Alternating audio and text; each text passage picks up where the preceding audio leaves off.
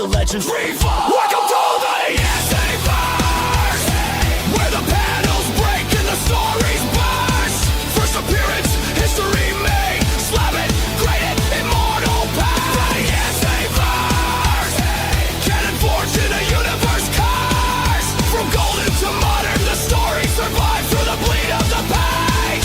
It stays alive.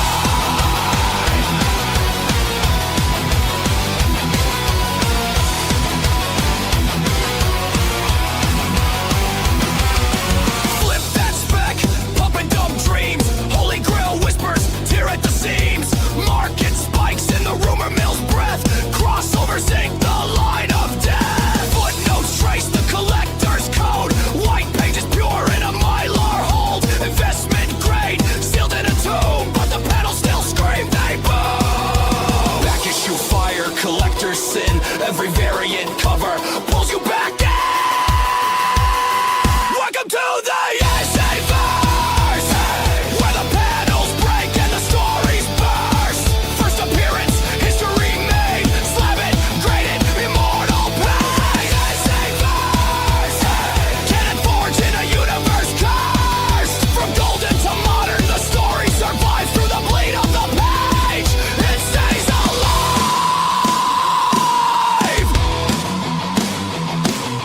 Flip it, press it, spec it, grade it. Canon's eternal, you can't escape it. KSU, Arc eternal, bleed through you.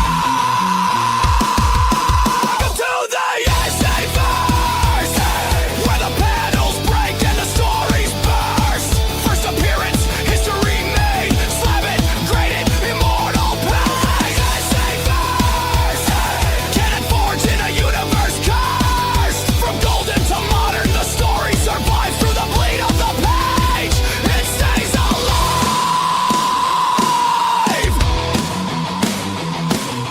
Flip it, press it, spec it, grade it. Canon's eternal, you can't escape it. KSU, Arc eternal, bleed through you.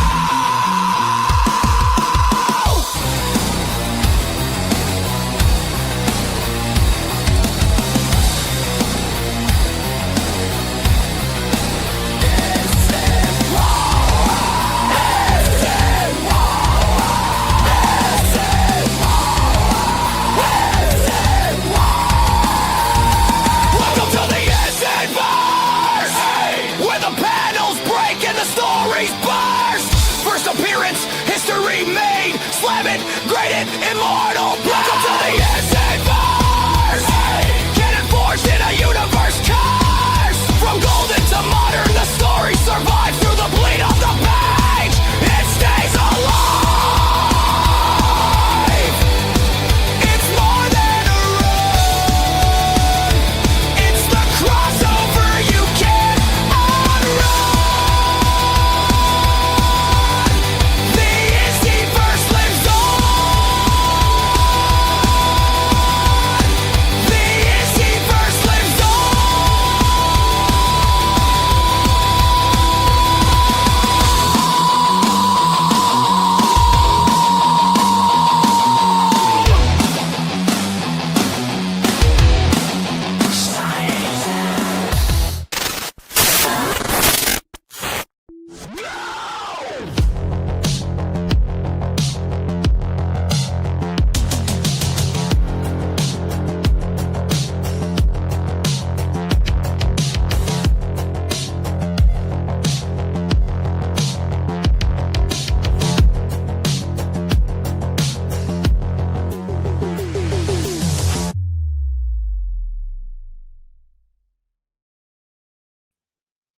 And good evening, everybody. I'm here, but I'm not by myself. With me, as always, it's Cliff. Hello. I forgot that I didn't put you in the room. So how you I doing, know, Cliff? and I was actually here in a timely manner. I saw you come in right when I hit that start button. I was like, oh, I gotta kick this show off. So, a lot of stuff to talk about. San Diego was something, so we're definitely going to talk about it. But before we talk about San Diego, I need to say hi to you, Cliff. How you doing? I'm okay. How are you? I'm doing fine. You had one heck of a show on Saturday at Only Slabs. I did. It was pretty good, right? Yeah, I was in the background, just kind of like lurking, because I've been working on this project that if you're a channel member, you know exactly what this project is. And it is taking literally all my time. All my Wow. time. It's a big, big project. Channel members are well aware of the project.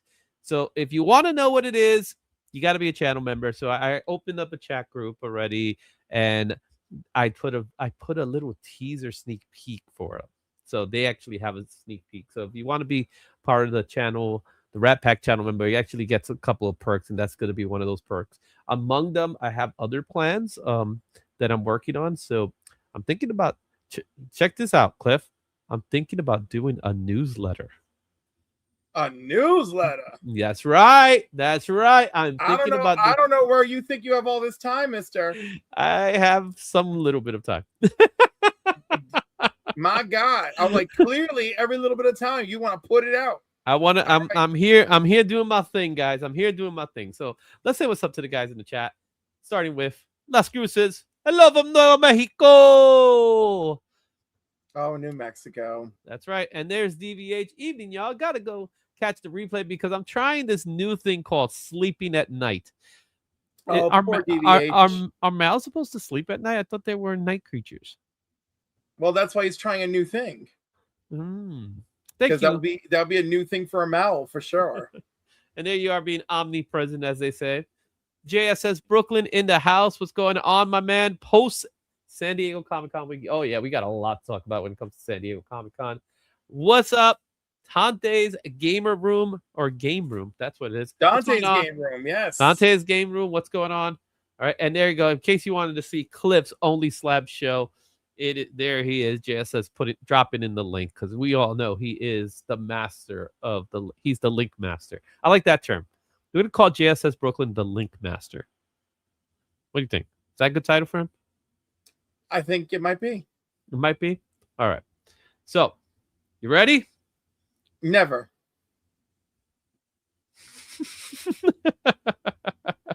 There are your icons. One is returning from last week, but there are 3 new ones. Oh, so you just sacrificed a spot for last week's. Well, they didn't pick it, so it didn't happen. So it returns. Okay. And then we got to make sure. We got to make sure it's there. And this could be the last week. That's a resounding endorsement, Cliff. This could be the last week of what? Well, it is July 28th. Right, so this is the last week that they have a chance to put anything into the giveaway, is what you're saying. Well, what I'm saying, for this giveaway box, next week we'll have a new giveaway box. But this week's giveaway box, well, this month's giveaway box, this is the last week for that stuff. So we got 4 icons there, one of which you guessed last week, but we never figured it out. So what do you think based on those icons? Very similar icons this time around. Yes. Yes.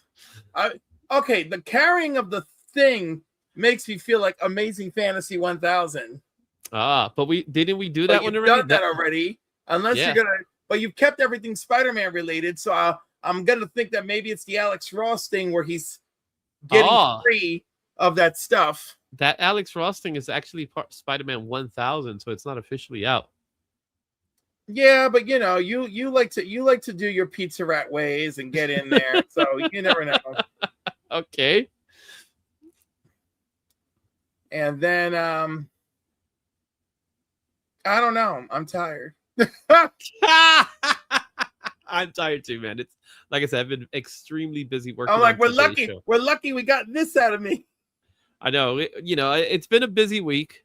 Like I said, it's only Tuesday. It's only Tuesday, man. I've been working diligently because, again, as you know, Cliff, I have a birthday coming up this week, and it will be my daughter's 21st birthday, guys. Hooray! Oh, I know. So it's going to be all sorts of craziness happening, but we're going to kick things off tomorrow by watching Spider-Man Brand New Day. One of the spoilers has already been revealed, which is not a hard spoiler. They did the spoiler of who Sadie Sink is playing is out. It's official. And what is she? She Shathra like she should be? Let's just say you owe me. I owe you nothing. By the way, you may be right, but I am not sacrificing that book. I went through too much to go to that book. I'm gonna get you something else. I'm gonna get you something else because I went through too much. Garvon is in the house, as well as Glenn PJ. Evening, Jets saw your only slabs on Rewind. Nice job, Cliffy. And look who's in here. Anachronic Comics. What's going on? What's going on, Joe? How you doing, my man? It's been a while. And we talk about, man, Joe, you're the best. That's great, man. I love Joe.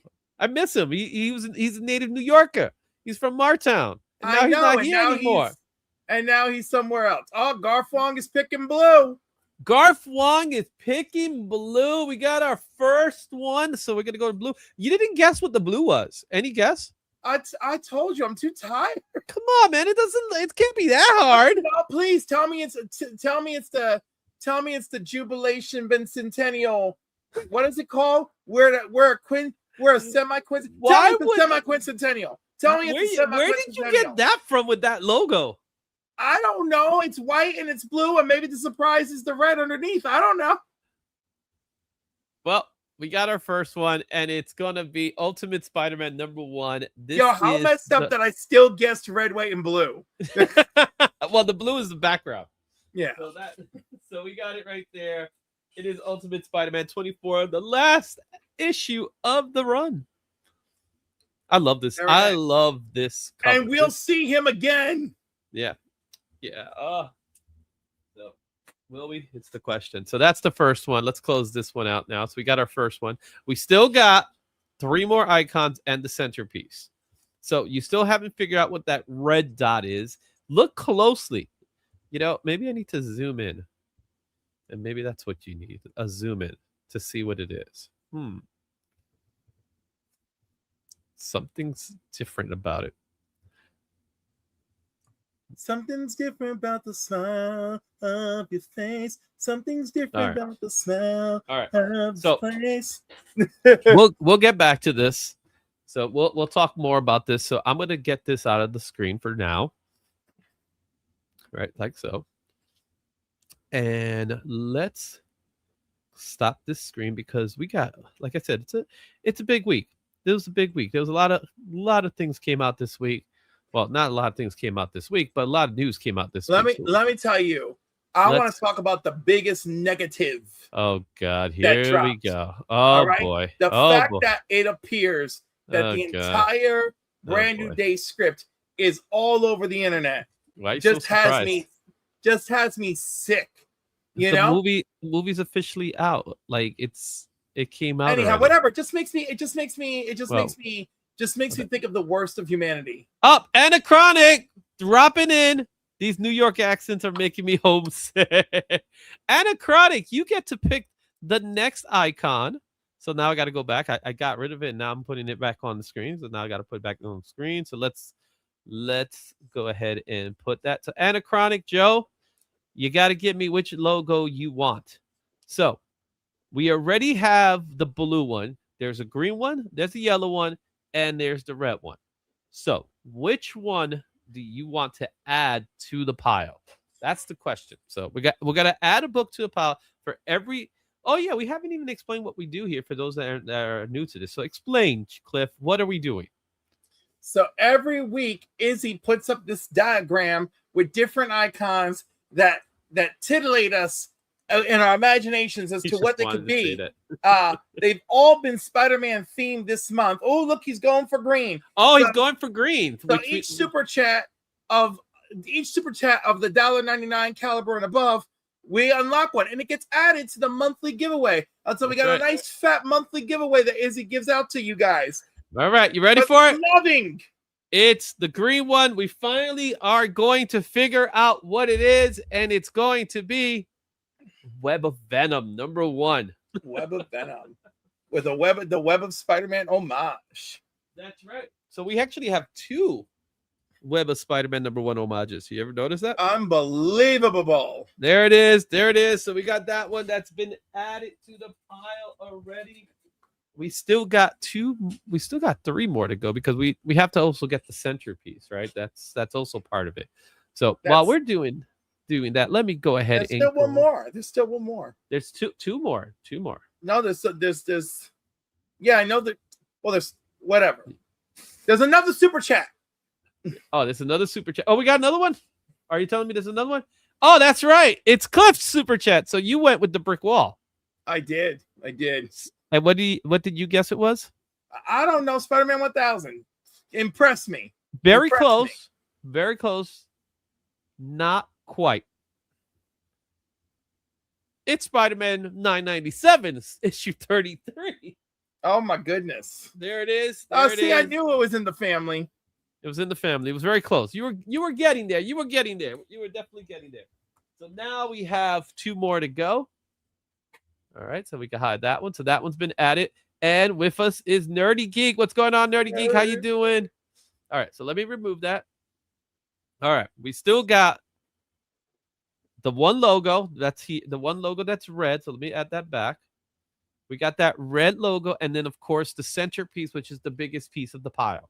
So that's the last one in the pile. So once you get a super chat in, you automatically get added to the monthly giveaway box, which in this particular month is Spider-Man related because tomorrow is brand new day. So for me, at least, and for other people, you get to watch it some other day. But the release is tomorrow for me, so I'll get to see it tomorrow. I'm super stoked for it. This is the first time I'm very, very upset a movie's been ruined for me.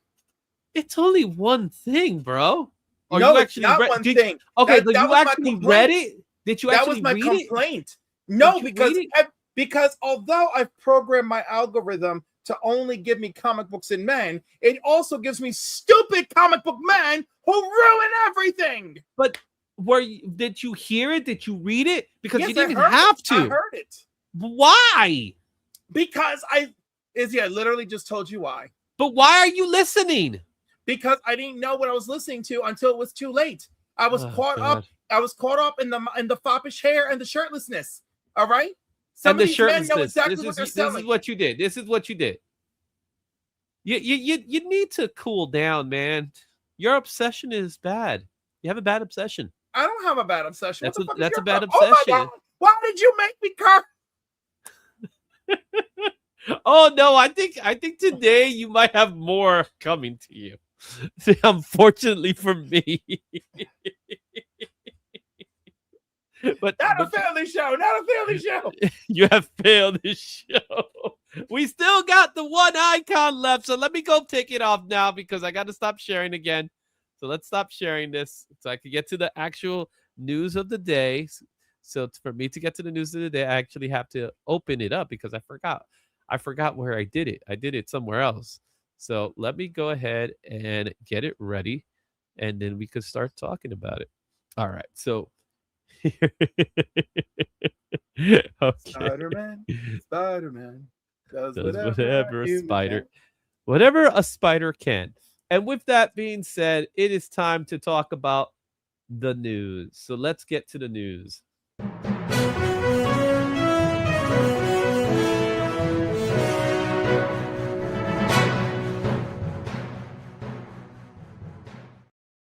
So it is a few days removed from San Diego Comic-Con. So before we start talking about the whatever came out of San Diego Comic-Con, what were your initial thoughts of the show as a whole? Don't say anything about the announcements or anything like that. We will get to the announcements. But your overall thoughts. It's funny because it looks like it was. So I had 3 different friends there, and I thought they were whatever's left. I thought they were at 3 different conventions. Really? Yes. Comic Cats Collectibles in the house as well. Garfwan, saying what's up. All right. I obviously had more than one friend there for comics, right? So all the comic people, everything looked very comic centric. But then my toy friends, everything looked extremely toy centric. and cosplay centric when it came to the toy collectors. And I straight up thought that they were somebody else. You know? Well, don't worry, Anachronic, about these recaps. We're going to talk about the recaps. It's not a spoiler, so these recaps are not spoilers. So don't worry. It's not going to be a spoiler. And by the way, I hate them too. So we're going to have fun. Yeah, I think there's going to be some you're going to like, and I think there's going to be some you're not going to like. Overall, my opinion of San Diego is it's kind of weird for me personally, because I think on the movie side, Marvel took it. Obviously. Oh, they absolutely did. They killed it, absolutely. Right? Regardless what Mark says. Because you saw his image, right? His little thumbnail he created about how DC killed Marvel. Not true. It was in different levels. It was in different levels. I was gonna say, I feel like DC killed Marvel on the comic book on end. the comic book side, right? Yeah. But Marvel destroyed DC. Yeah. And we'll talk about the film and the TV and film in a moment. So from that perspective, I thought it was good, really good. I also saw overall, like you, I had some friends that were there. I had a couple of friends that were there. Obviously, the Cover Price crew, many of the Cover Price crew that actually lives in the area, they were there. So a lot of the team that lives there already were at San Diego. What, the whole 1.5 of them? Okay. No, no. We're talking about the people that work on the inside. Okay, so all three of them. Okay. Believe it or not, Cliff, it's a bigger group than you think. Oh, I'm sure it's a bigger group than I think. So John, Matt, those are the two you're familiar with. Those are the CEOs. They were there, but they also had some of the other team there, like Brian was there and a few other people that were from the team there as well. So they were filming. They had a couple of interviews, so that was fun to look at. Obviously, my good friend Swaggle had some fun. He had 2 panels. He looked like he had a good time. And then a couple of other friends of mine. Obviously, Gem Mint was there. Comic Tom was there, of course, and plenty others. See, Comic Tom makes it fun.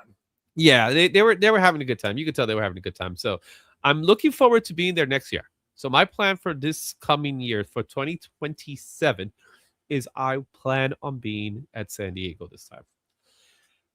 Simply because I had plenty of opportunities to go. Like, people invited me, they had passes for me, but they didn't have my flights and they didn't have my hotel, which is probably more expensive than the actual passes. Yes, it is. So I made that decision that I wasn't going to go this year, even though next year it's quite possible it'll be a family getaway. I mean, you got to make it worth it. Because they all want to go. So that's that. We got Pop's Attic in the house. Oh, Pop is here. Oh, now I know this is going to get crazy with Pop's in the house, all right? All right, so let's go ahead and talk about the news. So this is the recap from it. I divided it up into certain pieces, so we're going to talk about those now. So let's get started. I went backwards. Why I went all the way? Let's get started with the first news, the movies and film news, because those are usually the biggest one. So over at Marvel Studios, which I believe they dominated the film and movies and film. It's supposed to say movies and TV or film and TV. Whatever. Let's hope they can. You know what? I don't even care, because what I'm focused on is Marvel sticking in the landing. We've had many Marvel announcements in the past that crumbled into dust. Okay? That's right. So let's start with the biggest one of them all, because in my opinion, I believe the biggest one is Black Panther. I don't think the Black Panther one was the biggest one. No. I think it is, because we have an established... We have an established guys team. In the chat. Let me know which one was the biggest news. It wasn't that Davy Johnson is the Black Panther. I'm sorry. I think getting a new Black Panther is more important than you think. I think getting a new Black Panther is great. Don't get me wrong on that. I'm not taking that away from it. It is not the biggest news. It is not. Ryan Gosling. We can all be excited about Ryan Gosling. I didn't say that. I just said I think a new Black Panther is more important. How can you not like? He's just a Ken. How could that not be big? Vision Quest was big news, but oh my god! Vision Quest actually was like for me, like I was like, oh my god, Vision Quest, because they made an announcement day, but they didn't say anything else. I know those bastards, but I love WandaVision. I loved Agatha all along, and now I'm ready to love Vision Quest. Yep. You know? So look at the people are saying Gosling. I got Pops with Gosling. I got Jay with Gosling. I got Anachronic Joe with Gosling. Vision Quest was big news, but again, Vision Quest was more on the lines of, yeah, it's coming out, and this is the date. It's coming out in October, and we kind of knew that already. As far as the Gosling news goes, I am super stoked with it. My thoughts is that he's gonna play Danny Ketch. That's what I'm calling it. I'm calling Danny Ketch. I'm not calling it Johnny. Most likely it'll be Johnny. I wouldn't be surprised if it is, but I think it's gonna be Danny. My hunch is telling me Danny. I'm just saying. Oh, right? Look, we got the Council of Comics. We got two people with the biggest news is Black Panther. Well, the Council of Comics, isn't that your burner account? No, because that's Sam's account. So it can't be me. So suck it. Suck it, Izzy. I'm sorry, man. And you know what? I will give this much. Dave Johnson is one great actor. And you know what? He's a perfect follow-up for Black Panther after this guy's passing. I'm going to be very generous and say I think both pieces of news were equally important, because I'm not going to deny the fan reaction to Ghost Rider, but I also feel like we can't deny the reaction to an all new Black Panther. Well, it's, to be completely honest with you, it's not going to be T'Challa. It's just going to be the son that we saw. It doesn't matter. Well, it's going to be the son from Wakanda Forever, so they're aging him up for some reason. So I don't know what's going on there. Well, why wouldn't they age him up? They're aging up all the kids. Are they? Is that they did age up this kid, They aged up Cassie because the blip. They aged up freaking they aged up Wiccan because, Wanda. And like, well, let's be honest, he didn't get really aged up. He possessed another body, if you remember. You can call the wonders of Wanda Maximoff, whatever. Wanda Maximoff, whatever you can't want. Even say her name. Well, because I'm tired. And I fought a stomach flu yesterday, and then I did a show despite the stomach flu at 9:00. You're overworked, man. You know how important this show is, and you have to do this show. It's very important. This show is very important. Okay, finally, we're talking about the Gosling, we're talking about Black Panther, but let's talk a little bit about the new Avengers Doomsday trailer that they released. So now there's a rumor that trailer that they released will be part of Spider-Man Brand New Day, even though they just released the trailer. And there you are, silence again. Well, what do you want from me? Do you want me to have a new personality? You already know how I feel, how I personally feel. And let me just tell everybody, I don't need you to feel what I feel or agree with me. I just want you to respect where I'm coming from. All right? I am not feeling it. I'm not feeling it. Joffrey Castro, I love you, baby. I'm not feeling the progress and everyone's like, but Cliff, it's all there, blah, blah, blah. I'm like, yeah, okay, fine. I'm glad it's working for you. Everything you named is there, but I'm not feeling it. It does not feel earned. And you can make the whole earning of Thanos sound really sloppy and messy, but I still felt something. I still felt a buildup. Every time I saw his big purple mug, I was like, oh, you're not at least a little bit excited to see Doom, even though it's being played by RDJ? The most exciting part of that trailer for me was Shang-Chi versus Gambit, because I was like, oh, this is ridiculous. Shang-Chi's gonna whoop his ass. I love it. What's up, Rattlesnake? But it looked fun, Yeah. Okay, now tell me, Rattlesnakes, Ryan Reynolds coming out as Gene Pool. Did you think that was fun? I don't think that's Gene Pool. I'm pretty sure that's X-Force. No. It's called no. So they're calling him Gene Pool, because not Gene as in Jean Grey, more like Gene Pool, like in denim Gene, because his outfit was made of denim. Oh, which is a play on the Canadian tuxedo, which is to wear denim. Oh my gosh! So you didn't know that was denim? It would denim? have been so much funnier if someone didn't have to explain it to me. Well, obviously the imagery didn't really help it. If you were there, I'm sure you would have been able to notice it. The Canadian tuxedo Yeah. It's a Deadpool outfit. That is very him. At the same There we token, go. he was walking the con in this outfit, taking photos with people, and people had no idea it was Ryan Reynolds. In my thought, if you hear his voice, you will know. Because he has a very distinct voice. He's actually good at changing his voice when he wants to. I don't think he disguised his voice. I think he just talked it. Especially if you're dressed up as Deadpool. Why not? Why wouldn't you disguise your voice? I don't know. Maybe he didn't want it to be a giveaway until it was time for it to be a giveaway. Yeah. So, as much as people calling it the X-Force look because it looks gray, it was denim as in denim jeans. You see that, everybody would learn something all the time. Yeah, so that was it. Was denim all along. I loved it. I thought it was fun. Does this confirm that he's going to be part of Avengers Doomsday? I'm sure he's going to be in Secret Wars. It makes you look forward to something. So they had him there for a reason. He wasn't just there, in other words. And there was no announcement of Could you imagine if he straight up did this just to troll the internet for fun? He probably did, and that's what he does. He loves doing that kind of stuff. Who's that Canadian walking in? I'm sure he did in some way. Maybe it was approved. Maybe it wasn't. Chances are it probably was approved because they had fun with it. But yeah, Marvel killed it with Hall H. It was they won the show on that one. All right, let's go to our next one here. So our next one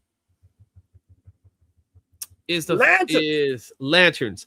I will say the one announcement that they made for DC was Lanterns, and what I saw in that trailer, and I'm sure you saw it too, had me super excited for the show. Indeed. Mm-hmm. Plus, they gave us a pinky flesh Sinestro and everything. Oh man, he looks aged too. So he's like, so what's your thoughts on what we saw with the Lantern trailer? I thought it was great. Yeah. Hey, what's up, Matt? How you doing? Matt's in the house. Matt from Heroes for Hire Club. All right. So yeah, I think the Lanterns trailer was the best trailer. Like, I did not expect Manhunters to be announced. So that was pretty cool. I think they needed to get people on board with what the threat was. Well, at the same time, the first trailer didn't really give anything. Like, it didn't. You knew it was there. You didn't see costumes. You didn't see him doing anything. This one, you at least got to see him doing some stuff. Now, the only thing I'm curious is, does Hal not wear a mask? I guess not. Not that he needs one, to be completely honest with you, but no, I mean, he just lives that life of the Green Lantern, Hal Jordan. Like that's probably just it. Yeah. So I am curious how this is going to end up. Now, what do you think about the concept that when he had this conversation with Sinestro, he's clearly seeing that he's training his replacement? Now, does that mean he's going to go rogue? Because are we going to go there with Hal Jordan? No, I think the number one rumor circulating is Hal Jordan is dead, and I really think that's what we're leaning into. Mm-hmm. Okay. So, there's also the one thing we haven't seen, even though there is discussion, because the show's called Lanterns. Yeah. I don't think it's called Green Lanterns. It's called Lanterns because multiple lanterns are in there. So I do believe we're going to see Red Lanterns, and we're probably going to see Atrocitus. Oh, I do. I would never put that much faith into a TV series. Really? Yeah, absolutely not. Just the fact that we saw Sinestro blew my damn mind. Mm-hmm. I think I think Lanterns is just because we got our two main characters. I'm sure the whole series will revolve around around them and their dynamic, but like I'm more and more I'm convinced that the rumor is that episode 1 reveals Hal is dead and all the other episodes lead up to how we got here. Yeah. Yada yada. Okay. Which is very police procedural, not very police procedural, but is not uncommon, right? So we're talking about a season of flashbacks. A season of flashbacks and present. Right? Yeah, present I get that. Flashbacks. Like obviously the present's going to be, if you're going with that theory, like a lot of people are thinking, it'll probably be John is trying to find out who's at fault, right? Who caused it? they're probably both really onto something, and then I guess the present is John needs. I have a feeling John needs to get his hands on the ring in the present. Okay. You know, I feel well, like he gets the I ring. He eventually gets the ring. You can see he gets it. So. Oh yeah, of course, but it's the whole. We're going to be hooked on why did Hal have to die, and we're going to be hooked on, you know, all right, he's got the ring. Let's do the work. Yeah. You know. Okay. On the other side of things with DC, they did talk a little bit about Clayface, being that it is coming out in October. They didn't really show anything new about it. They didn't talk about it as much or anything like that. But I'm excited for Clayface. I'm excited for Clayface. Yeah, I think I said plenty about how I love the concept of Clayface being like a thriller horror, and like that's absolutely what they should be marketing it as, you know? Yeah, like it's a body horror movie. Get the additional butts in seats. Get them. And lastly, nothing, and I mean nothing on Superman Man of Tomorrow. Yeah, even though concerning. Even though by this time next year for the San Diego 2027, that movie would have been out, should be out. So yeah. The fact that they didn't bring anything, we know they're filming, we know they have something in the can, right? I don't know if they completed filming, but you would think they would have something. The only thing we have is that we have announcements on more people that are going to be in this movie. That's pretty much the only thing we know. That there's more people. Could you imagine if they did something fantastic and exceptional and save some damn news for New York Comic Con? Wouldn't that be just amazing? I'd be like, we got you. It's quite possible, even though New York Comic Con doesn't really focus on the movie side of things. No, that's what I'm saying. That would be a nice spin. Mm-hmm. It would be nice. Yeah, the only news that we got was Blue Beetle being in. We got that before New York Comic Con, before San Diego even came out. So that crap of him cutting the eyelids. If Matt, the cutting of the eyelids sold me on this movie. Okay, but here's my question: how did you get the scissors in the plane? They're tiny, you know. Or what if he made them? What if he made them out of a piece of his clay? No, they were real. They were scissors. He didn't make scissors. Right, but he could have made them. He could probably make glass, but he can't make scissors. He can make anything. Are you unfamiliar with the works of Clayface? Oh my goodness. How many Clayfaces are there? There are like 6 of them. I know, but this one is clearly based on the homosexual Batman the Animated Series Clayface. So let's run with that. You just had to throw that in there, didn't you? I'd like to remind everyone that Clayface in Batman the Animated Series is a homosexual. I want to remind people. Never confirmed that, bro. They never that was never confirmed, bro. The creators confirmed it. The creators confirmed. No, when the show does it, was that's in a how homosexual you know. relationship. Everything was his for you partner. has to end up going that way, man. See, this is why you're not a good ally. You suck. You see this? I never said I was a good ally. I'm just being truthful. Everything has to involve about someone being homosexual. I get the Xavier and Charles and Eric. I get that. All right, so there you have it. Those are the movie and TV and films news. So let's go to our next topic when it comes to it, and that's comic book news. So let's talk a little bit about the comic book news. So starting with Marvel Comics, since we started with Marvel, we might as well continue. We got some announcements, some of which are great to hear, some of which are, sure, why not? First one, and yes, Pops, it is Matt Hagen. They're gonna do the Matt Hagen version of him. So you are getting. And Matt also, Hagen. Joffrey Castro's confirming Clayface does make stuff with his clay powers. Okay, he's a clay, yeah, like a battle axe. So. And a pair of scissors. And apparently. So we got word that Eddie Brock is returning to be Venom again. Oh, wait. This movie takes place in the past. Pre-9/11. Boom. That's how it got on the plane. Do you think it's that far behind the past? Yes, because thanks to the clay powers, he doesn't age like a normal person. Oh, brother. It didn't look like it was set in 2003 or something like that. I don't know. Those police cars were giving me 1997 vibes. Oh goodness! All right, let's talk about Venom here. So Eddie Brock is back. Do you think that was like the best news out of all this?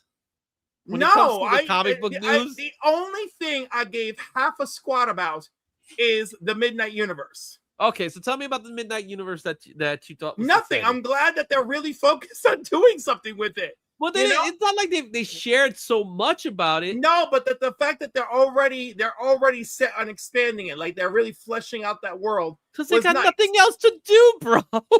Apparently not. But anyhow, one dude blocked my pal Seabizzle online because Seabizzle said, "Great that Eddie's back. I hope he's going to be a villain again." And dude was like, "Nah, bro, rah rah rah," and then blocked him, as grown ass men do on the internet.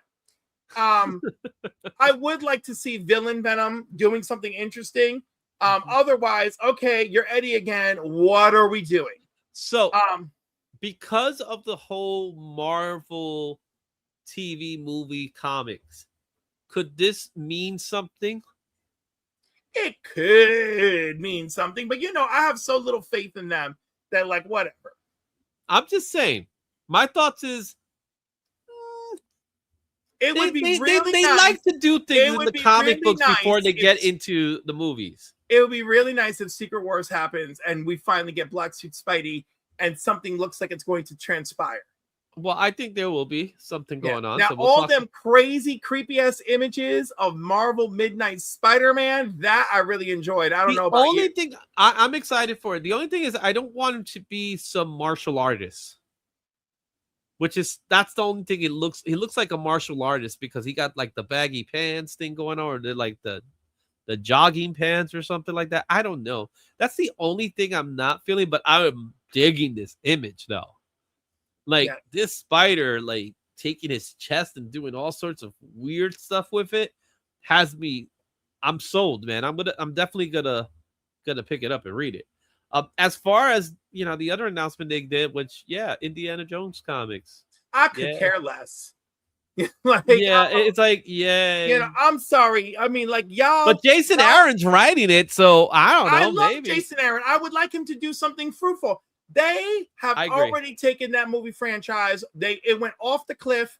It's into done.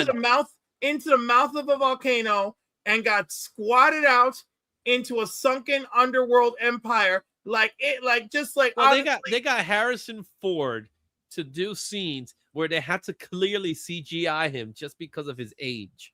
Well, no, the body of Harrison Ford in Dial of Destiny is the young man that played young Harrison Ford in The Age of Adeline. Oh my gosh. And then they CGI'd Harrison over him. That's terrible. It's awful. But man. I like that kid.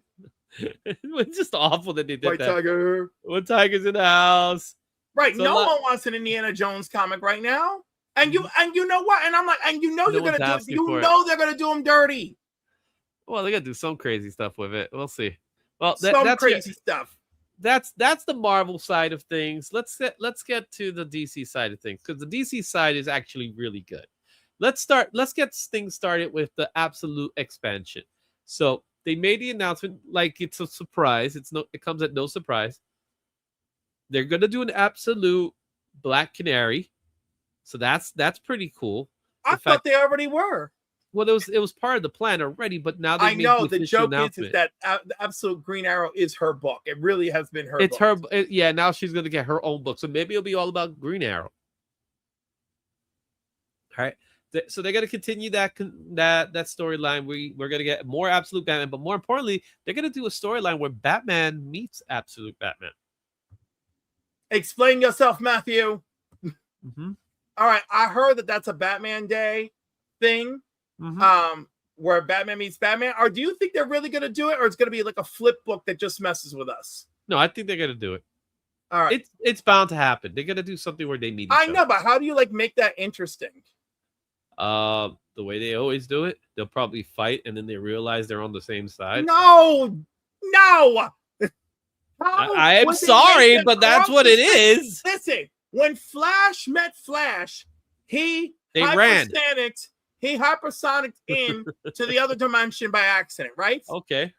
When Green Lantern met Green Lantern, Alan Scott had some kind of explosion that knocked him over towards the Guardians of the Universe, and he meets Hal Jordan. How the hell are these two earthbound mother lovers gonna cross over? You know, that's all I'm saying. We're gonna find out because they are gonna do a Dark Side event. And Matt, I'm glad you're excited for Indiana Jones comic. I'm just saying, like, that's a property that they have killed me with. Like, you know, I don't see it. So it's gonna be the same. Fill me in. It's a Lucasfilm project, so they're just they want to have some Indiana Jones comics so they could put on webtoons, because that's what they're doing. They're working on making more webtoons. That's the idea. So, and we could talk all day about that. You know what I'm saying? Look at Joffrey Castor. He's like, how are they doing that with both Batmans? It makes sense with the Flash because he can enter a different universe. Exactly. They're figuring it out. It's a Dark Side thing, but Batman will be meeting Batman, and Etrigan the Demon is also getting a series.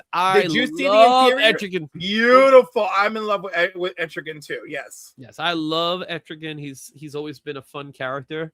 I love how they did him in the animated series when he first showed up in the animated series. He was fantastic. So, like, people are a little excited about this Indiana Jones books. Look at it. John is also in the house saying what's up. I'm glad that I'm not the only. I'm glad. Cosmic 193 also likes the Indiana Jones announcement. I'm cool. This is pretty cool, man. I'm okay with that. I'm down. I'm not much of an Indiana Jones. I'm not excited for Indiana Jones comic, but not like Matt. But if people are happy about it, they're happy about it. I'm okay with that. They might just jump the shark with Batman meets Batman. I mean, they could, but listen, when the words absolute. Oh God, here we go. Now Pop is on that train that they're on the same universe. They're just on other sides. Call it what you want to call it. There are two universes. They are two universes. It's a multiverse. Call it what you want to call it. I don't care. They're two universes. Ryan Gosling will be our next Indiana Jones watch. No, I do not want that. So with Indiana Jones, chances are when they absolute Indiana Jones, it's going to be huge. Sorry, it's Marvel. You're going to get ultimate Indiana Jones. They're two worlds. Yeah, they are two worlds. They're two worlds. This world here, this world there. Bam, done. All right. There was more DC news because they leveled up with Next Level. We talked a little bit about Demon. We have a Jonah Hex. Jonah Hex is one of those characters for me that they just hold on to him, and anybody wants a Western? Here's Jonah Hex for you. Yeah, Jonah Hex not on my bingo card.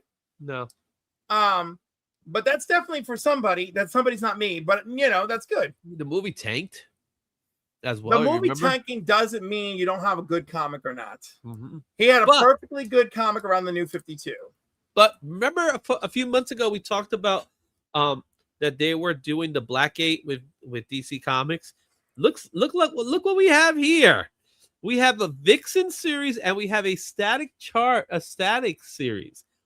Two books that are there's a lot of negativity, some unnecessary. A lot of negativity, some was necessary, surrounding that series of events. But I do think enough people wanted to see enough change, because outside of one absolute book, we did not have any black lead characters in the comics. We had plenty of comics with people of color writing and drawing, but now we got them on the page.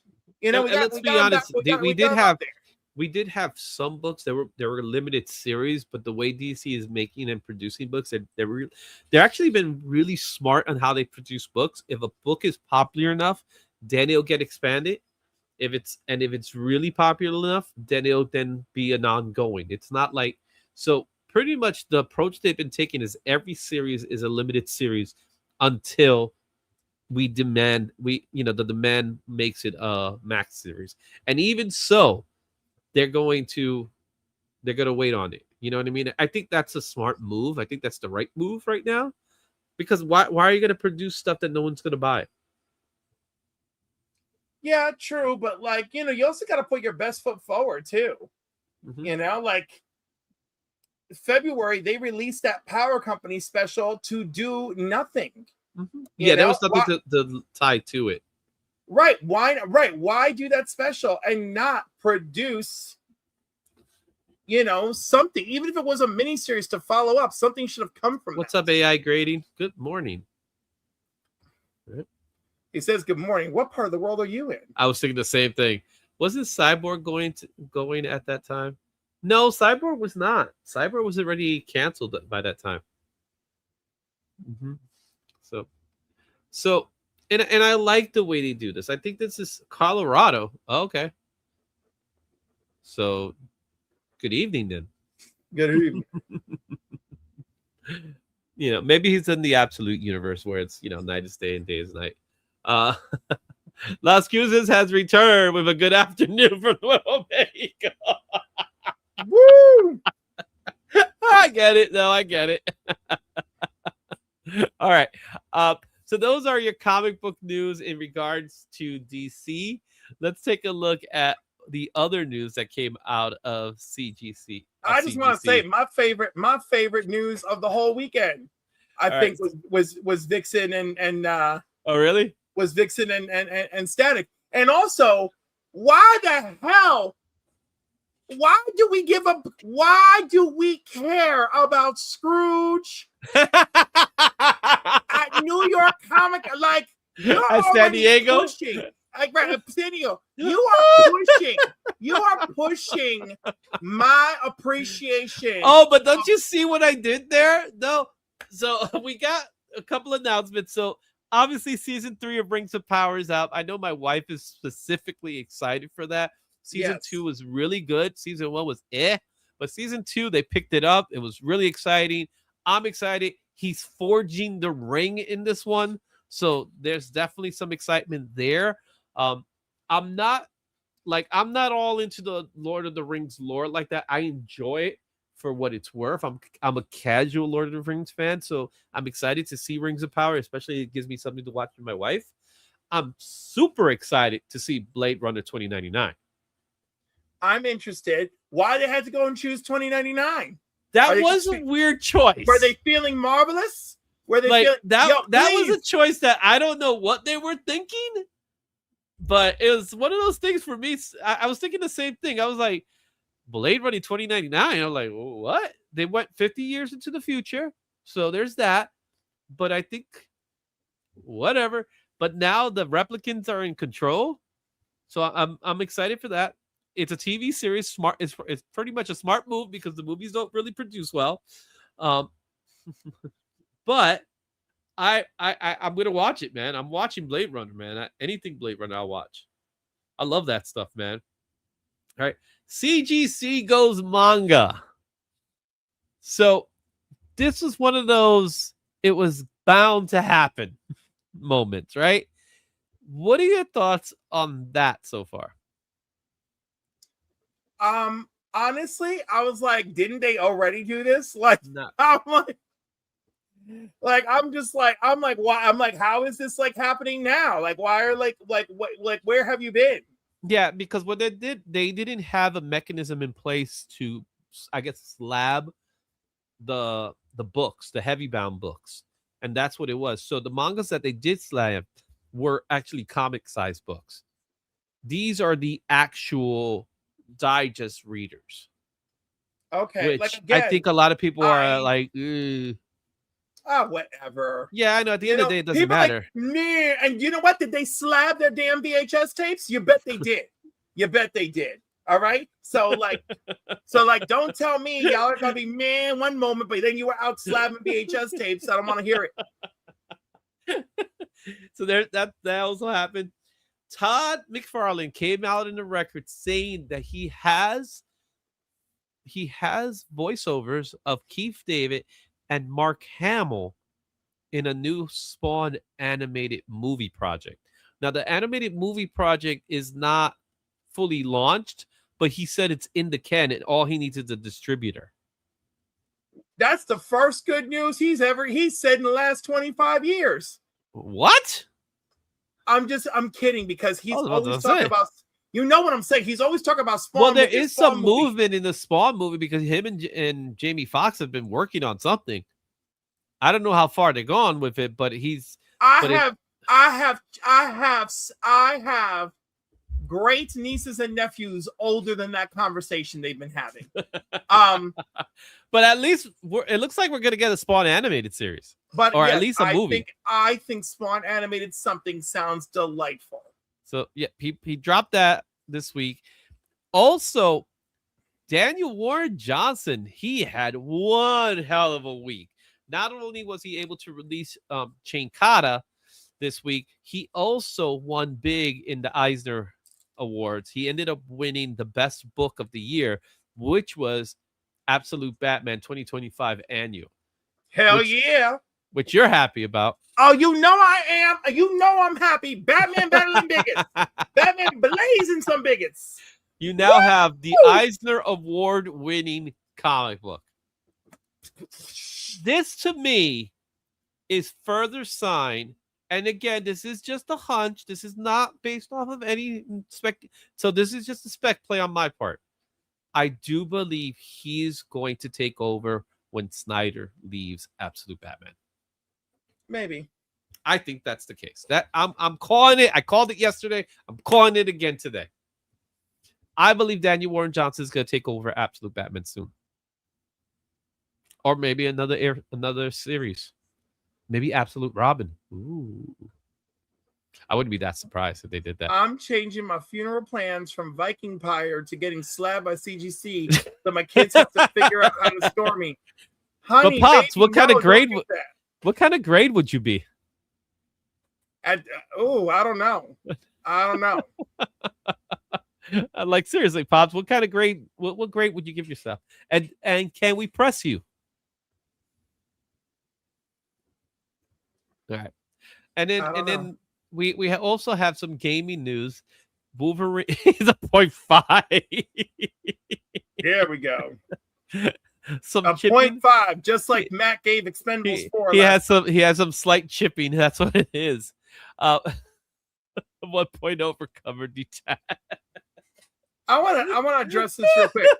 The fact that CGC is now grading manga should give everyone pause. Now, should it give us pause because their grading process has already slowed down and this is not going to make that any better? Should it give us pause because this will be diluting what is already the known CGC brand? Should it give us pause because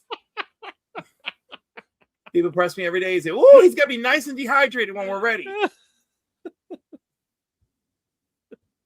You know. So you're saying?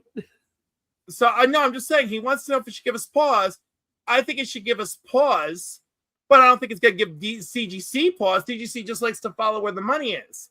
Well, they're gonna do what they do. That's what they do. Yeah, I know. I mean, it's exhausting. They slab items. They slab everything. Do you know what also would make them money? Not price gouging and also returning books in a timely manner. Maybe they could try that. Maybe. You know? Maybe. I was just talking to someone from CGC today too. Anyhow, so I was having a conversation with somebody from CGC today too. So yeah, we should because they're not stuff. By the way, none of them are. They're all hocus pocus majocus. All right. Majocus? Have you? There is like when you meet these people at a show, there's like 4 people who know what they're talking about, and then you take your precious baby comics and you send them off to whatever hackneyed, cockeyed kids are out there at PSA, CGC. What do you think? I trust them? I barely trust them. PSA had some nice Absolute Batman books that they were giving away. Of course they did, because this is a show. What do you think you're gonna do? You put up your best stuff. You know, when I offer my 3-month special on OnlyFans, what do you think? That I hide the titties? Of course not. That's when I put on a good jiggle for everybody. You see, 1 hour into the show, and this is how we get Cliff hyped up, and we haven't even gone to the main event because I got something that I didn't tell Cliff that we're gonna do. I don't know if he caught it yet. but we're doing it after this, and that's gonna be fun because I can't wait to hear. Do you have a commercial break so I can use the bathroom? You will have a commercial break. I'll give you a commercial break because you're gonna need it. Anyway, Wolverine game. They showed some footage, and this particular story is all about him and Jean. Weird. Which was it weird for you how he looked? That's because people were complaining that he didn't look like Hugh Jackman. That didn't bother me. I didn't care about that because he's Wolverine. He has to look beyond, has to look like another character sometimes. But it just, I don't know, it just looked funny. Didn't feel real enough. If that makes sense. It's a video game, and he has a little bit of that cartooniness. Yeah. Or cell shaded. Is that what it is? Yeah, something like that. Right, which is fine. They looked off. It looked a little off to me. Again, but I don't mind the whole animated comic look, you know? And well, also it was animated. It was meant it looked like a CGI 3D art. So it didn't look animated either. It was CGI'd. Well, I mean, I don't know what you call this anymore. It's not CGI. I don't know what I is computer graphics. That's what it is. Well, no, I know it's computer graphics, but CGI is a very specific type of graphic in my mind. Okay. When we're doing these character renderings, there's a different name that is escaping me, and that's about cell shading and blah blah blah and all these other separate technical terms for when you are manufacturing these characters on the screen for you to hack, slash, leap, claws, fangs, all that stuff. Well, if you remember the last video game from way back when, the Wolverine game, that game was awesome. I played that thing like crazy. That was a game I actually played, and I haven't played video games in a long time. So that was one that I actually did play. Oh, yeah, the all digital thing. Well, I think it's gonna come out as a disc. It's gonna be one of the final ones. So, until next year. Next year is when they're actually going to go full digital. So, all the games that are coming out. Dumb. When you hear your public screaming, "What are you doing? Why would you do that to us?" Why do you go, "Oh, let's continue"? Take it easy, Joe. Bye, Joe. It's one of those things that it's inevitable. It's bound to. They're gonna do it. No, Izzy, no, it's not inevitable. When the people with the power to undo it sit there, and go, "Well, it's inevitable. They were gonna do it." We live in a world of manufactured concepts. We don't have to sit here and take it. They were gonna do it anyway. I don't care. Change your mind and listen to your I don't care because I don't play video games like that. It doesn't bother me as much. Whatever. It's the same thing. It's the same thing with DVDs and Blu-rays and all that stuff. I don't even know who I'm fighting for anymore because I don't even play games anymore. You're not even playing games and you're complaining. Because it's true. I like owning my physical media. That's why I have a room full of comic books. I love physical media myself. Let me tell you something. If next year, DC and Marvel that's it, guys. It's inevitable. It's all digital from here on out. They're not thinking about it. You don't think they're not thinking about it? I know they're thinking about it, but do you think Marvel's going to go? They're going to do it. We should actually roll over and take it. Because, in fact, here's something that's not in the news in this case. But I will tell you this much: Marvel has a lineup for webtoons that they did. They showed some of the books that they're going to do in webtoons, which are terrible in my opinion. But they suit the audience that's there. So what they're going to eventually do, which the rumor has it's 2030 that they're talking about. What they're going to eventually think about doing is they're going to minimize the amount of comic books, which I'm actually for. They produce way too many books these days. They're gonna minimize the amount of comic books that are being sold, and they're gonna go to digital platforms for other things, which is fine in my case if they keep it at a good pace. I'm sure the LCSs are not gonna be too happy about that, but that's just the way they're going to do it. Because outside of the United States, digital comics reign supreme. It's only here in Canada that most people buy comic books, and maybe in the UK. Of course, the UK. CGC has a freaking office in the UK. Yeah. That does enough business over there. Yep, exactly. So that's the reason behind that. And finally, because I had to, I just had to. It was just so randomly thrown. Why do we need another Christmas Carol movie? And yet, I don't mind that they made one. Why did it have to debut at San Diego Comic-Con? Well, that's proof of what San Diego Comic-Con has become. That you is this the rehabilitation of Johnny Depp? Is that who that is? That's Johnny Depp, bro.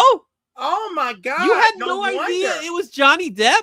No, I didn't. I was like, what's this shit? We doing this again? Okay, I guess. Yeah, it's like, Johnny Depp playing Ebenezer And Scrooge. you know what? People posted it in all my chats, and I'm like, why are y'all so thirsty for another Scrooge movie? What's wrong with y'all? Now that I know it's Johnny Depp, now it makes some sense. You know, y'all want Mr.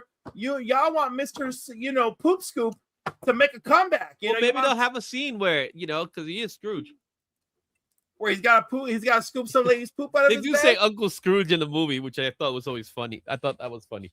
Yeah. All right, those are your headlines for today. I hope you enjoyed it. Oh my goodness, it's too funny, man. Overall, right. I thought San Diego. Are you going to tell me what we're doing and commercial break, or are we going to commercial break?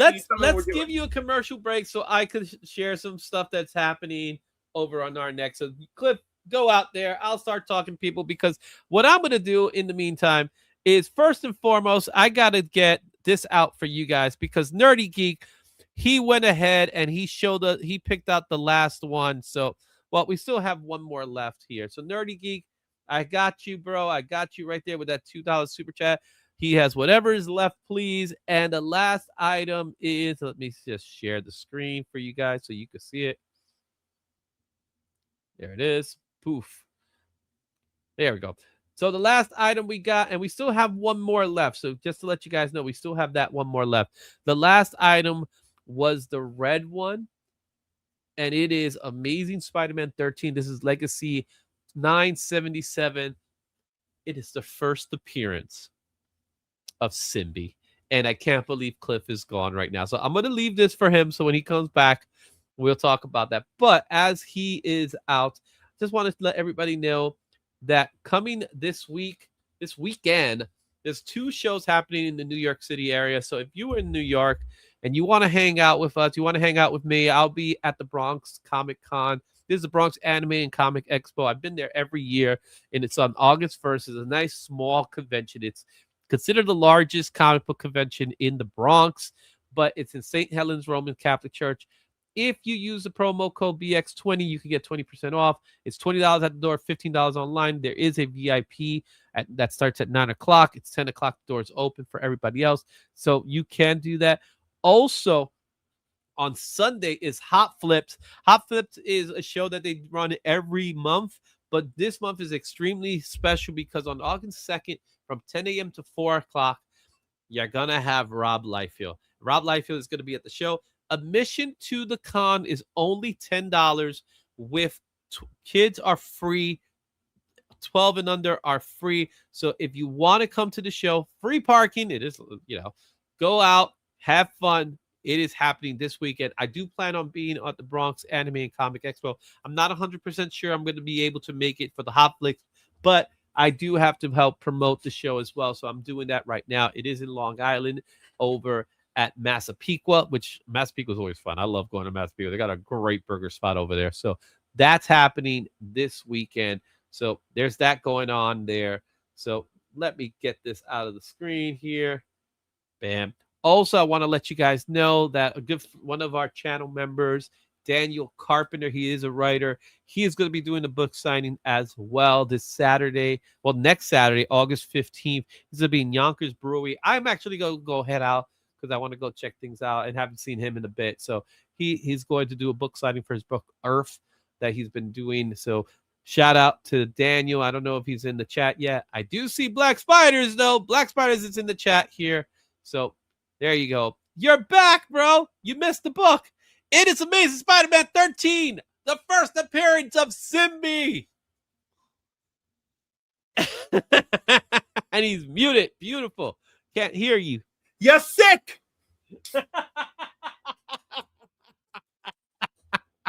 There it is. First appearance of Cindy. We still got the last It's almost one. as beautiful as this. I know. That's the one I want, bro. I want that. All right. We still got the centerpiece. And yes, it is a Spider-Man book. Who is someone going to give us? There's the last 25 super of chat? you. Somebody just make a $2 sacrifice. That's $2. It could be more. You know, are you still taking off the shirt for 10? I'll shake my. If you do 20, I shake my titties. But if you do $2, you know he throws in a book. Yep, first appearance of Simbi Rattlesnake. It's gonna be part of this month's box. So, and we're gonna do that. Also, you know, I haven't done this in a very. Where are you asking? You want $2? AI, if you put a super chat for $2, that's how it works. You get Then to find out what he adds a book to the giveaway for the month. And then when are you running the super giveaway? chat of what was that? When are you running the giveaway? Next week. Right. And so everyone who is a member or who has contributed a super chat gets thrust into a duck race. And then we watch those ducks swim for their lives till one of you takes home the IzzyVerseNYC monthly package. So AI is asking, can he send an outside of Google? I believe that Izzy does not have objections to this. You would have to do it through PayPal. You have to send you if you want to send it, you could send it via if you hit me up on IG, I'll give you my information if you want to know. So, and if I could confirm it, then we could add it in there. But Garfwan did it for the $5. So Garfwan said, "Thrust it, baby. That's my girl. That's my girl. Thrust it, Izzy." So I have here one heavy ass box. Because the book that I have, it was actually a spec book a couple of weeks ago. It is Amazing Spider-Man 318. Woo! In a slab. In a PSA slab. In a PSA slab. Show everybody. There it is. It's a 5.5. it's a little gay. It's 5.5, but it's fresh out of Izzy's bathroom, circa 1998. Look at this thing. This thing is, this is heavy. Yes, I'm very well aware. It is like you could drop this baby. They have a fabulous slab. But come on, just in time for brand new day. You got the Scorpion, Top McFarlane. Goodness, it's been added to the box. Thank you, Garfwan.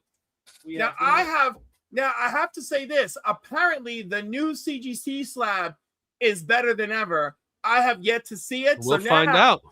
Now I gotta see that and find out about it. Well, now, when do you think they're going to be revealing it? They started doing it now?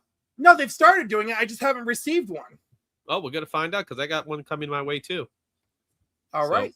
So let's go ahead. But I'm pissed at the CEO when he wrote, "We have the best service and the best product," and I was like, "Shut your whore multi-millionaire ass." You know, I was like, "No one wants to hear from you." Oh my goodness, guys. You know what I haven't done in a long time? I'm going to share this with you now. So let me share it before we put it up. I haven't done this in a long time. So I'm going to do something fun because I haven't done this in a long time.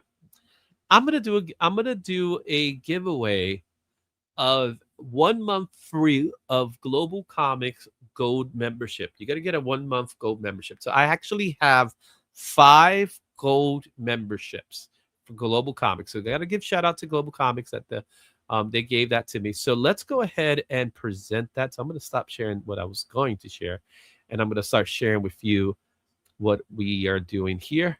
So if you want to be a part of this, all you have to do is you got to put hashtag Global Comics. I'm going to run 5 times. So if you want a 1 month gold membership, you will have it this month. All you have to do is hit me up on IG, and then I will give you the code for it. Look at Black Spiders throwing in a X-Force. There we go. Thank you, Black Spiders. So what I'll do with Black Spiders, you're going to get a gold membership as a result of that. So thank you for the super chat. So go ahead, guys. Put in your hashtag Global Comics, just like so, and then we'll run it off. So that's happening there. Yeah. So they gave me a few of them. So we're going to do the 5 today. We'll do 5 today, and then we might do some more in the future. But right now, let's do this. So we have 6 entries right now. Out of 23, might as well just get a 1 month free of a gold membership. Get to read some comic books on a digital platform. There's some good books, Cliff. So you read Global Comics. I know you said you do, right? No.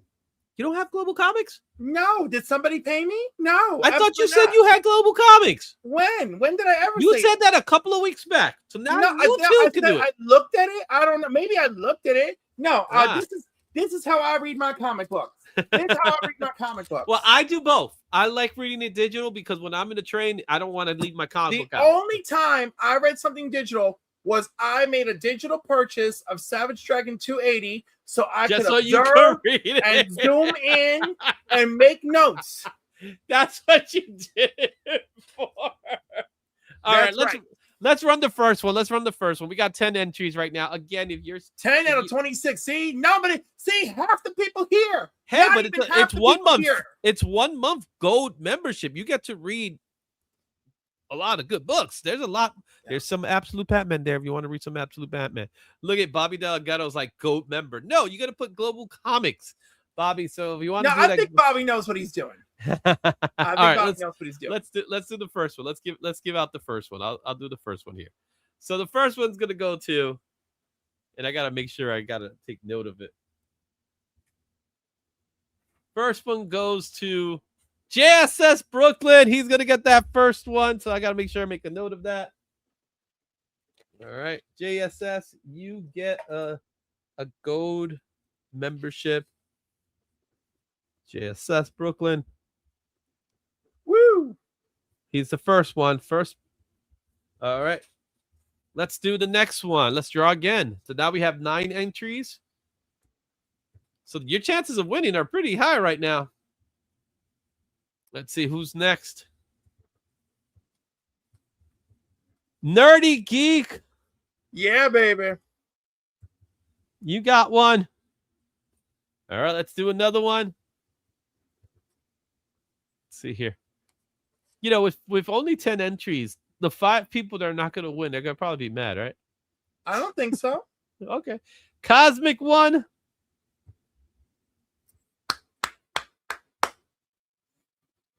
All right. Oh, the real James Willie's in the house. What's up, real James Willie? He's in here.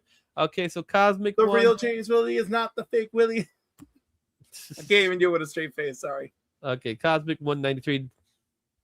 All right, let's go again. Let's do another one. And let's see, this is number 4. And it goes to the real James Willie. I love it. The real James Willie. Okay, we got our last one. So make sure you get that Global Comics. And let's do this now. So who's going to be our last winner?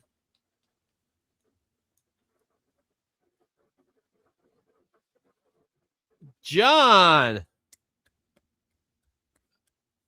All right, guys, what you're going to do is really simply put, you're going to hit me up on IG and I will give you the code. Once you hit me up on IG, I'll give you your code. All you have to do is put the promo code on and you will get 1 month free Global Comics Gold membership. So congratulations to all the winners. Okay. I've been waiting for this moment. You know, I've been super stoked for this. I gotta do something here, so I gotta make sure this works for me.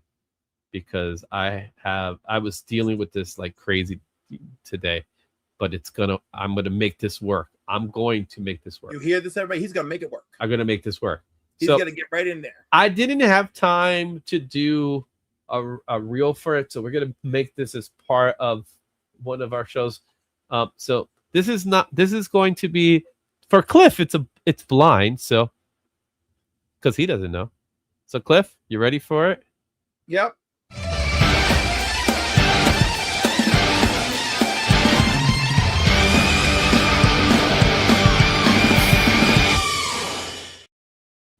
That's right, Cliff. We're doing the greatest artist tier ranking for the Amazing Spider-Man. Okay? You got that? Yep. So we have here multiple Spider-Man artists, but the way it works is really simple. It's a tier ranking. So if you guys know anything about tier ranking, the way it works is really simple. There is 5 different grades you could give a person. You could give them an S. So an S tier is the top of the bunch, right? So that's the Amazing Spider-Man. That's the gold standard. These artists defined Spider-Man and left a lasting legacy on the character. Then you have A, Spectacular Spider-Man. They're also outstanding creators, so Spider-Man's work is highly respected and just misses the very top of the tier.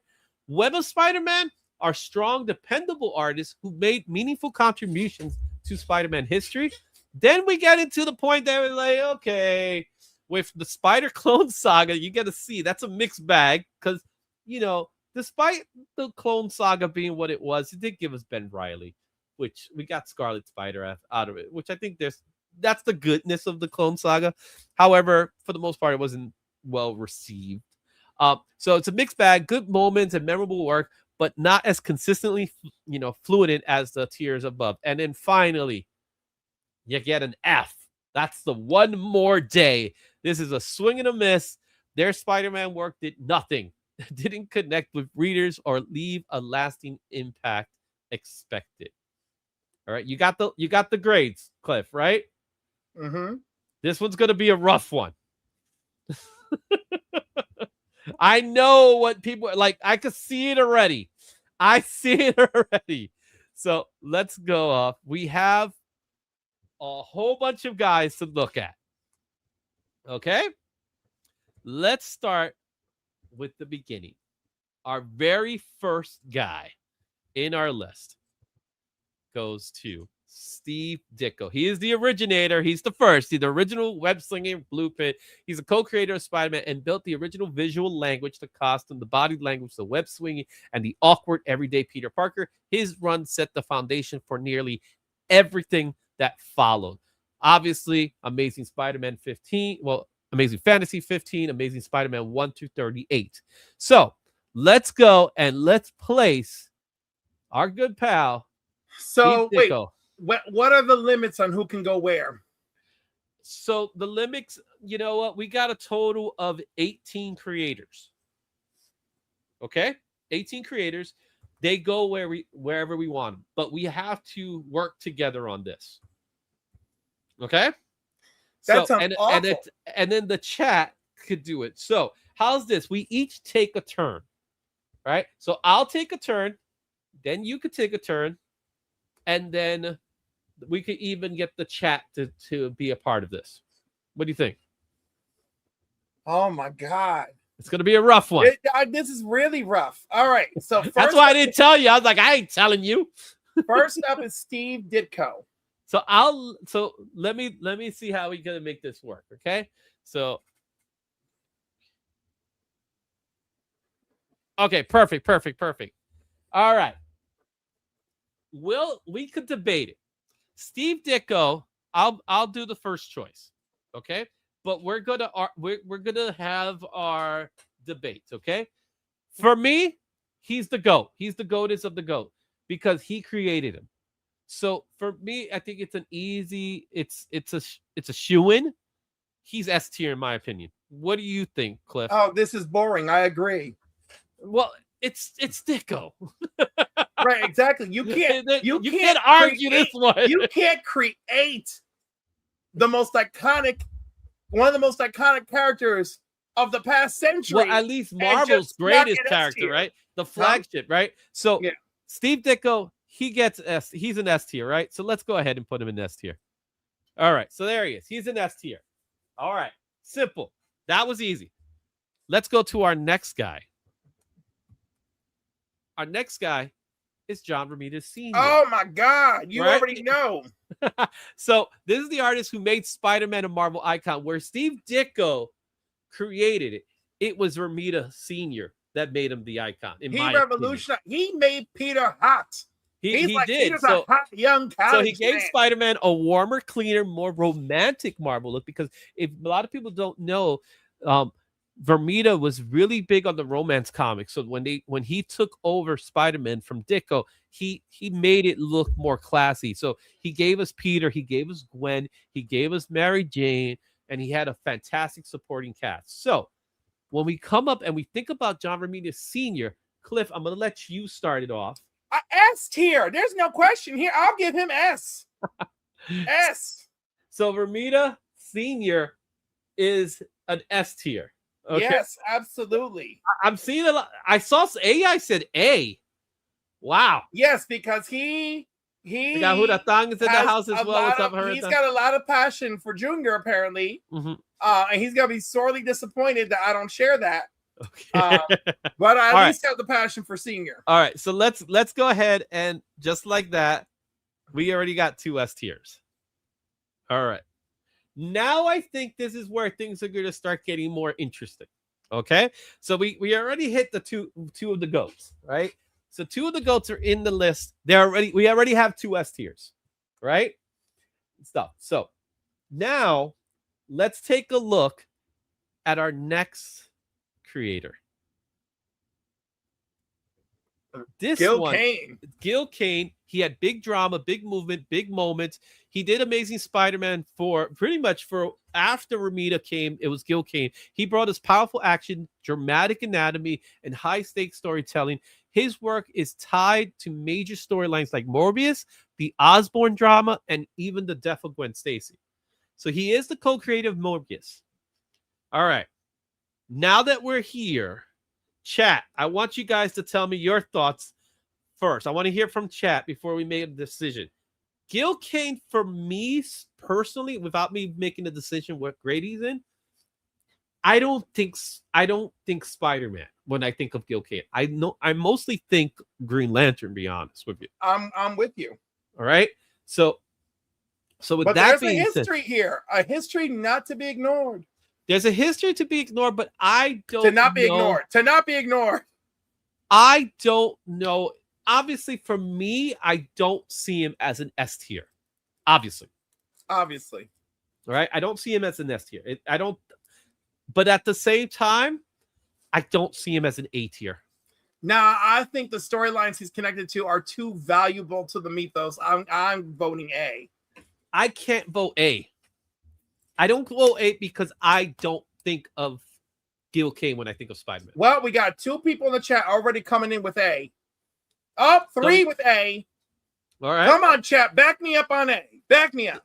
All right. Because I would take a B. To me, he'll be a B. He's not an A. Like, he does have some, but Morbius, they made a move out. The death of Gwen Stacy, I think that's a big deal. But again, I don't think I want to remind everyone how Izzy said we got to work on this together. But we are. Dan repeatedly says I can't give him an A. Well, I can't give him an A. Personally speaking, all right, we got another A in the chat. We got another A. Being that we you got guys 2 more A's. So I'm seeing all these A's. I guess I'll put him as an A. So he's our first A in our list. Okay. That's Gil Kane. All right. Let's go to our next creator. And that is Ross Andru. So Ross Andru was known for being the Spider-Man artist that really made New York shine. So he defined Spider-Man through much of the Bronze Age. His city scenes made New York feel alive, and his run includes the first appearance of the Punisher. He's also responsible for drawing Superman versus the Amazing Spider-Man. His run is from 73 to 78. All right. I don't know. This one's a tough one too. All right. But this one's challenge. This one to me is a challenging one. And thank you everybody for watching. We got 43 people watching right now. I figured this was going to be a fun topic. So, well, okay. Is it my turn? Go ahead and give me your arguments for I'm or gonna against what. I'm gonna lean to B, Okay. and I'll tell you why. Great storyteller, great art, great layouts. I particularly love that Nightcrawler story. But unlike many people here, he does not have a very unique and distinctive look. Okay. Right? I kind of feel like it just I don't know. I feel like I'm the wrong person, but me personally, I can barely tell the difference between him and Ramita Singh and Gil Kane. Obviously Ramita Singh really stands out, right? But everybody else kind of has that Marvel house vibe. Look at Pop just exploding in the chat. I'm sorry, they have a Marvel, they have a house vibe of like, well, this is what Spidey looks like, period. And everyone tries to match that. Yeah. But I mean, that doesn't mean that he doesn't stand out. He gave us the Punisher, that Nightcrawler crossover, which also features the Punisher. I mean, they are good, they are memorable. But you don't think when you think of Ross Andrew, I don't think Punisher either. I could easily go A or B, but I want to go A because he gave us the Punisher, and I feel like that's just justification. So, but B because I don't feel he's as memorable. I'm seeing some people even giving him S. Like I'm really seeing some S tiers. All right, that's something I didn't know. So Andrew did do a lot. I will admit with Bobby, he has done a lot, but just like I also agree, and Black Spiders also says A. Yeah. Well, again, it's a tough one for me. He did 6 straight years of Spider-Man. But at the same time, he did 6 years, and not many people talk about it. Well, yeah, because we're old, and also when he did it, we were just kids, and half those people are dead. And the ones who are alive are disrespecting the legend. No one's disrespecting anybody. I'm not saying he's terrible. Well, the thing is, I don't know him like that, And now Pops is like, I'm out. Yeah, Pops knows. Oh my God, Alex showed right up. Alex showed right up. Alex, I'm sorry, I only saw your DM What's today. Up, Alex? So again, we're going with Ross. Okay, Andrew. Do we want to base this on the quality of what they actually gave us, or merely just our plain old-fashioned opinion? I think it's everything. I think it's if it's everything, I gotta go at least A because he did 6 years. Okay. He's especially known for the landscapes. His work defined the Bronze Age of Spider-Man, right? He drew an extraordinary amount of key issues that I've just right this moment am suddenly aware of. So, yeah. Did he create, oh my gosh, besides Punisher, what else has he created? Since you got you're going to be my fact checker here in this case. Oh my gosh. Hold on. Let me go back and re-pull the list. Guys, I hope you guys tell me in the chat where you want Ross Andrew to go. So far, I even see S's for him. But I also see A's. He gave us the Spider Clone. He gave us Harry Osborn. As Green Goblin. He gave us Tarantula. He gave us the Human Fly. He gave us the Punisher and the Jackal. Fly. Wow. Right? He gave us first Man-Wolf. What if he created Punisher, that makes him S? I don't know about that. Because the Punisher he created is not the Punisher we know today. I'm sorry. No one is who they were when they were created. No, but I'm saying it's like that Punisher when he debuted was more of he was almost like a villain in that way. He was a misunderstood villain, of course, but he's still an anti-hero. And I think I give the credit more to Jerry Conway. He also drew the first kiss of Peter Parker and Mary Jane. All right. So with that being said, guys, I'm going to lean with Cliff on an A. Cliff, we're putting him in A? A. All right. I cannot put him on an S tier. I'm sorry, guys. So let's put him on an A. All right. So he's an A. All right. You ready for our next creator? Never. Keep going. It's fun. This is a fun one. All right. Our next creator is Sal Buscema. Oh, not come John. on, legend. Not John. We're not talking about John. They're both John legends. John is the all-timer, right? Like he's the bigger brother, but Sal has longevity, bro. And he wasn't really tied to Amazing Spider-Man. He was tied mostly to Spectacular Spider-Man, even though he had a share of Amazing. One hell of an inker as well. A lot of people don't know that part about him, right? So he is a master Spider-Man storyteller. He's known for doing Spectacular Spider-Man. That's where his major legendary run comes from. So he is one. That's his bread and butter. He went from the 70s all the way to the 2000s. So we're talking about 30 years of comics.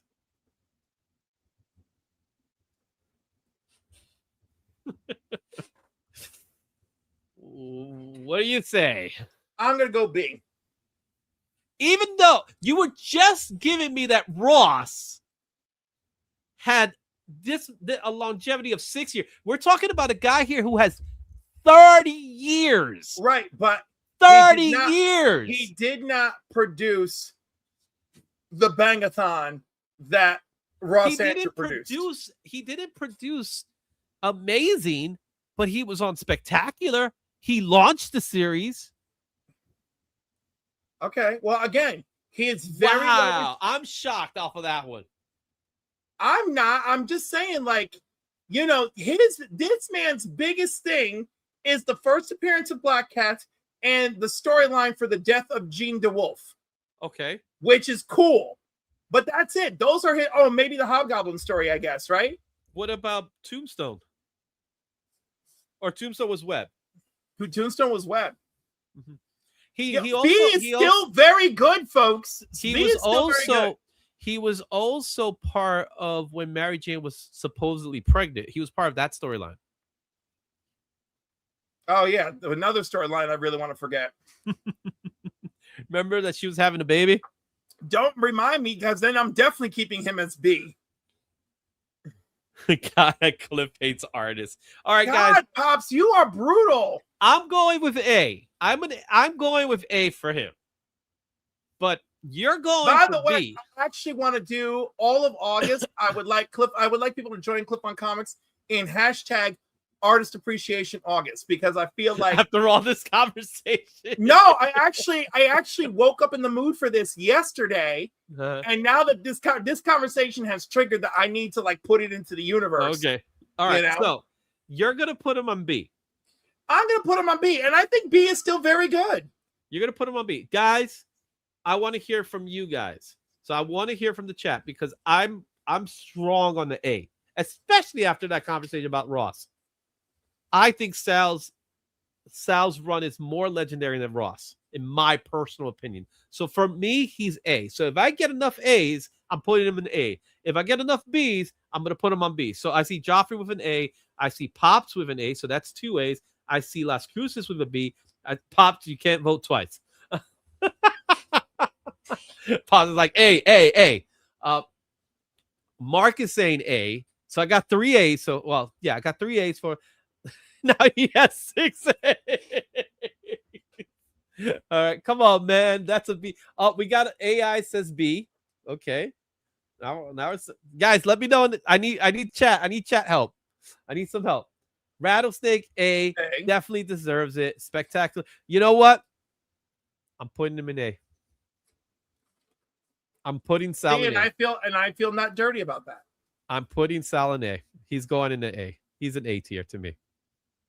All right, so let me change the slide back to where we were, and let me put him in. Let me put him where he belongs, and he belongs in A, man. In my opinion, he's an A. Yeah. Mm-hmm. All right. Now I think it's gonna get fun.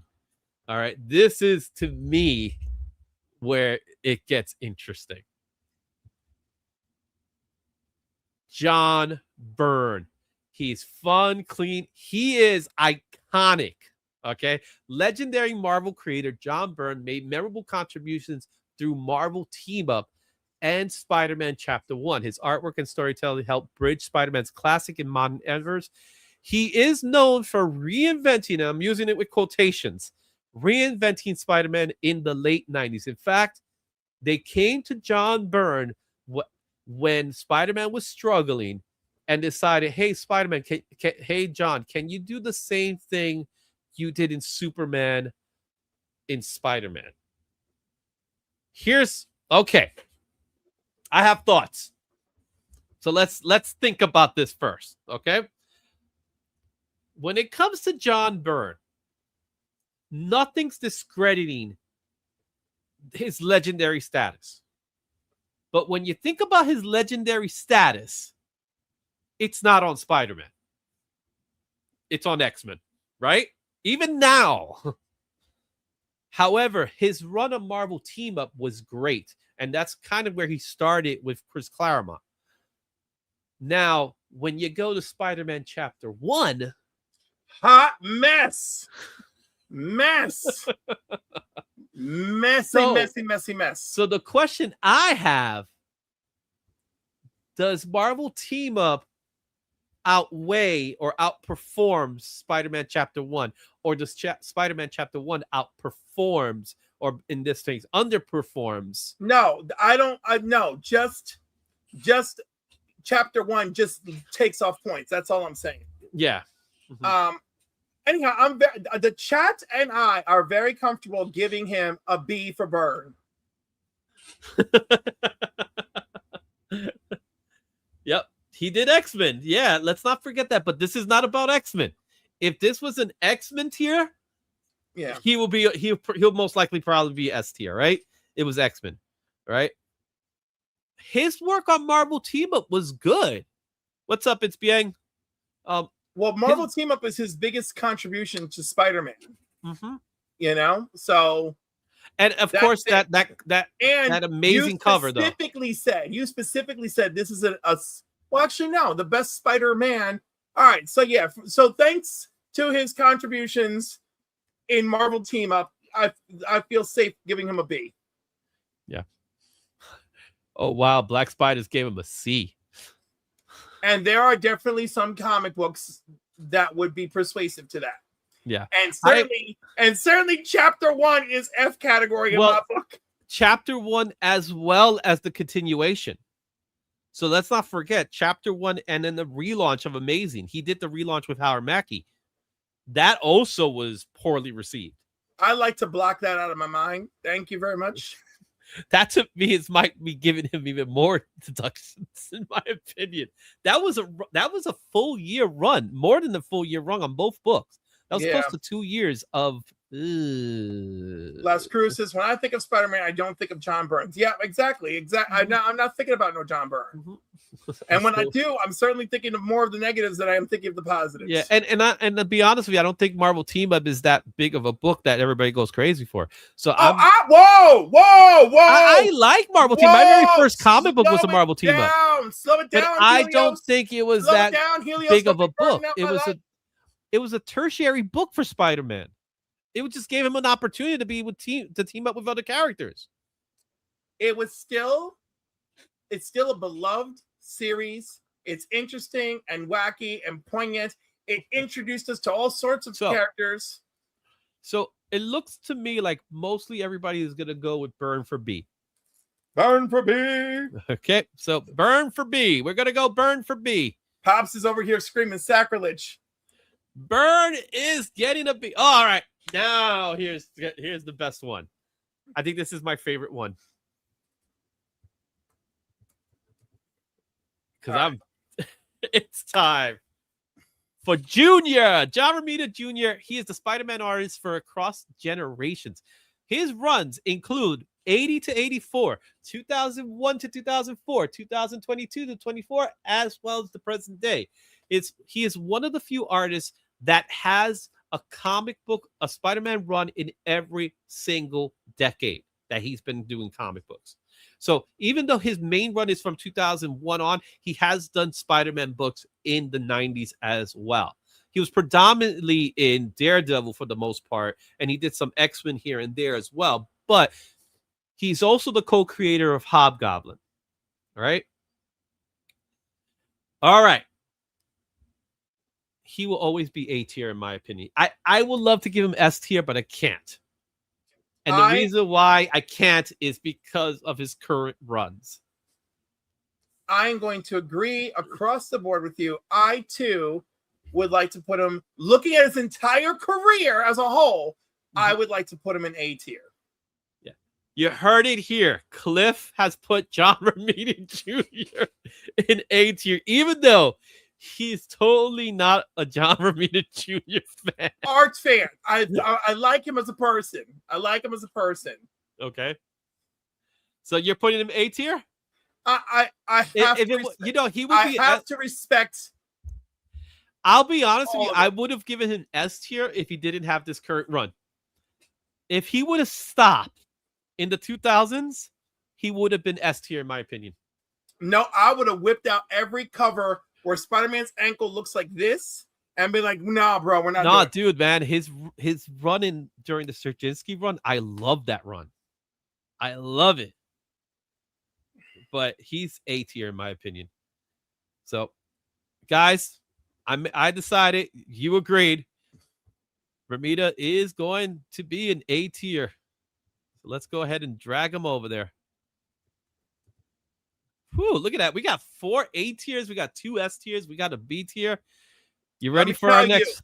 Let me tell you, John Jr., you know you just like most of your life, nepotism landed you in the A. I don't know about nepotism. He's actually good. All right, let's go to our next one. Another guy who I don't think gets as much love as he probably deserves, and that's Ron Frenz. He is also a major 80s artist for Amazing Spider-Man. In fact, he did most of the run in 84 to 86, largely doing, in part, black suit Spider-Man. So he was the first guy to draw him in Amazing Spider-Man under the black suit. So he brought this flavor that was different. He's also... It also led to the creation of Venom. Though he's not responsible for Venom, he is part of the mythos when it comes to Venom. Also, important to know, even though it's not here, he's also responsible for Spider-Girl. So if you recall Spider-Girl, What If Spider-Girl, he's also responsible for that character as well. Now, Ron Frenz, a lot of people don't talk about Ron that way. I see an A here. I see a couple of B's. I see a D. Man, Black Spiders, that's rough. All right, I'm going to let you speak first. And then I'll let you know my thoughts on Friends. Well,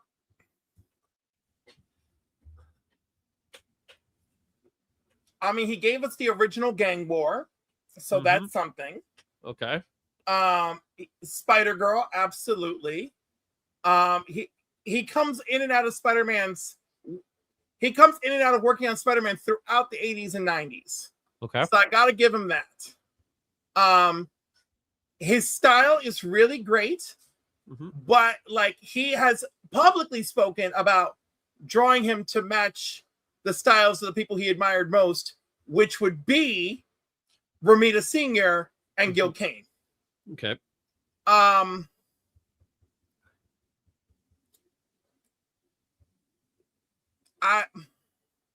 I think he's a terrific artist. I don't think he adds to the legacy of Spider-Man at that level. So I'm going with a B. You go with a B? Yeah. So even though we have black suits, he's largely responsible for producing black suits. He did the cover. He didn't even do the interior on that issue. But he's responsible for doing most of the work. Yeah, I know, but for like a year and a half. Like, I'm just saying. A year and a half, still a year and a half, man. That's a long time. Well, no, but it's not 6 years. Okay. You know, and it's not 24 years. I mean, the other dudes, the A tiers, they got some serious work. They got some high banner marks. Okay. And he's got, I hate to say it, he's got like an A- and a bunch of B's dragging him down. All right. If we are being honest, a 12-year-old kid is responsible for the black suit. And that is true, too. That is also true. I mean, that is true, Mark. Mark just pops up with the... It's true. Pops in out of nowhere with the information. That is absolutely true. I will say this much about Ron Frenz. He's a safe hand. That's how I look at him. I do believe he is a legend in the sense of He has longevity. He's well known. He's liked. He never really moved the needle, in my opinion. You know what I mean? And with that being said, I wouldn't even put him in the B level. I'll give him a C. He's okay. I think that's a little vicious. I think that's a little. But I think it's just okay. I don't think it's great. I'm sorry. I think it's a little better than okay. I mean, he gave us a lot of Spider. I mean, the Spider-Girl legacy he gave us counts a little bit. Yeah, that counts for something. I see a B. So guys, Cliff is going for B. I'm gonna go for a C for this one for now.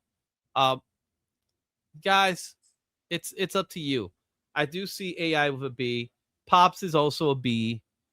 So I got 2 Bs. Anybody else is gonna give me? I did see someone else that said B in the top. So Rattlesnake said B. Rattlesnake said B. Pop said B. I said B. AI said B. Okay, so B, it sounds like B wins it. So let's go ahead and put Ron Friends in B. He's gonna be hanging out with Burn. All right. Our next guy. I don't think you always think of Spider-Man when you think of him, but I will say he's very important to the Spider-Man mythos, in my opinion. And we're talking about Mike Zeck here. Mike Zeck is he had a run in Spider-Man, but he is also responsible for Jazz Hand Spidey. The first appearance is this the no two no the origin of not the first appearance. There was a lot of debate, but it's the first appearance 252. But he's does Jazz Hands, bold realistic artwork and cinematic storytelling. His work on Kraven's The Last Hunt is one of the most acclaimed Spider-Man stories, while Marvel superheroes Secret Wars introduced the black costume, forever changing the character history. Now, when it comes to this one, he's very similar to John Byrne. I think of Captain America for the most part when I think of Mike Zeck. However, Kraven the Last Hunt for many people is considered the greatest Spider-Man story ever told. That's got to count to something. It keeps him in a B category. That's what it counts for. He lacks the more, right? He's got one powerful story under his belt, and he's got one novelty under his belt, the origin of the black costume. Okay. It's not like our other A tier folks who are just knocking out of the park with multiple key storylines. Like that way, in my own mind, that's what's been keeping our A-listers and S-listers where they're at. Their contributions have been great. And even if they have a short time frame, they popped a lot out in that time frame that left a mark. He leaves 2 really big marks, but that's kind of about it. And they were just bam, bam, bam, and then in and out. Yeah. Pretty much. So Pops is like Cliff. Oh my God. All right. So with that being said, I'm going to stick with that. So let's go ahead and we'll put it. Wow. Bobby said S, I said B, AI said B, Pop said B. So Bobby's S. Yeah. Bobby, I love you, man. Bobby, I love you. But I cannot in any way put him on an S tier.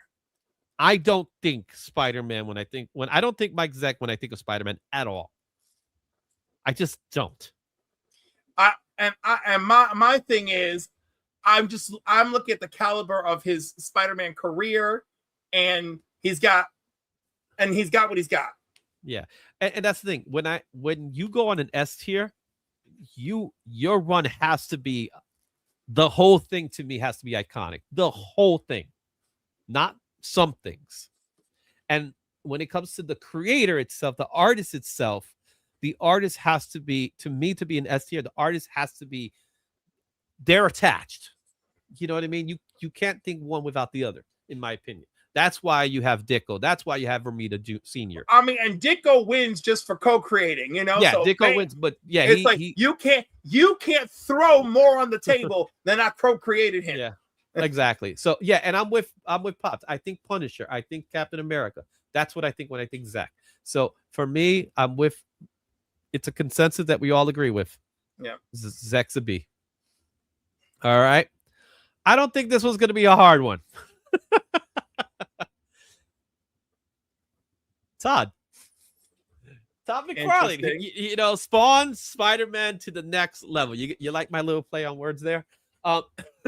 His run on Amazing Spider-Man changed the way we look at Spider-Man. Bigger eyes, twisted poses, detailed webbing. We call it spaghetti webbing now, wild movement, and his popularity helped launch Spider-Man #1 in the 90s.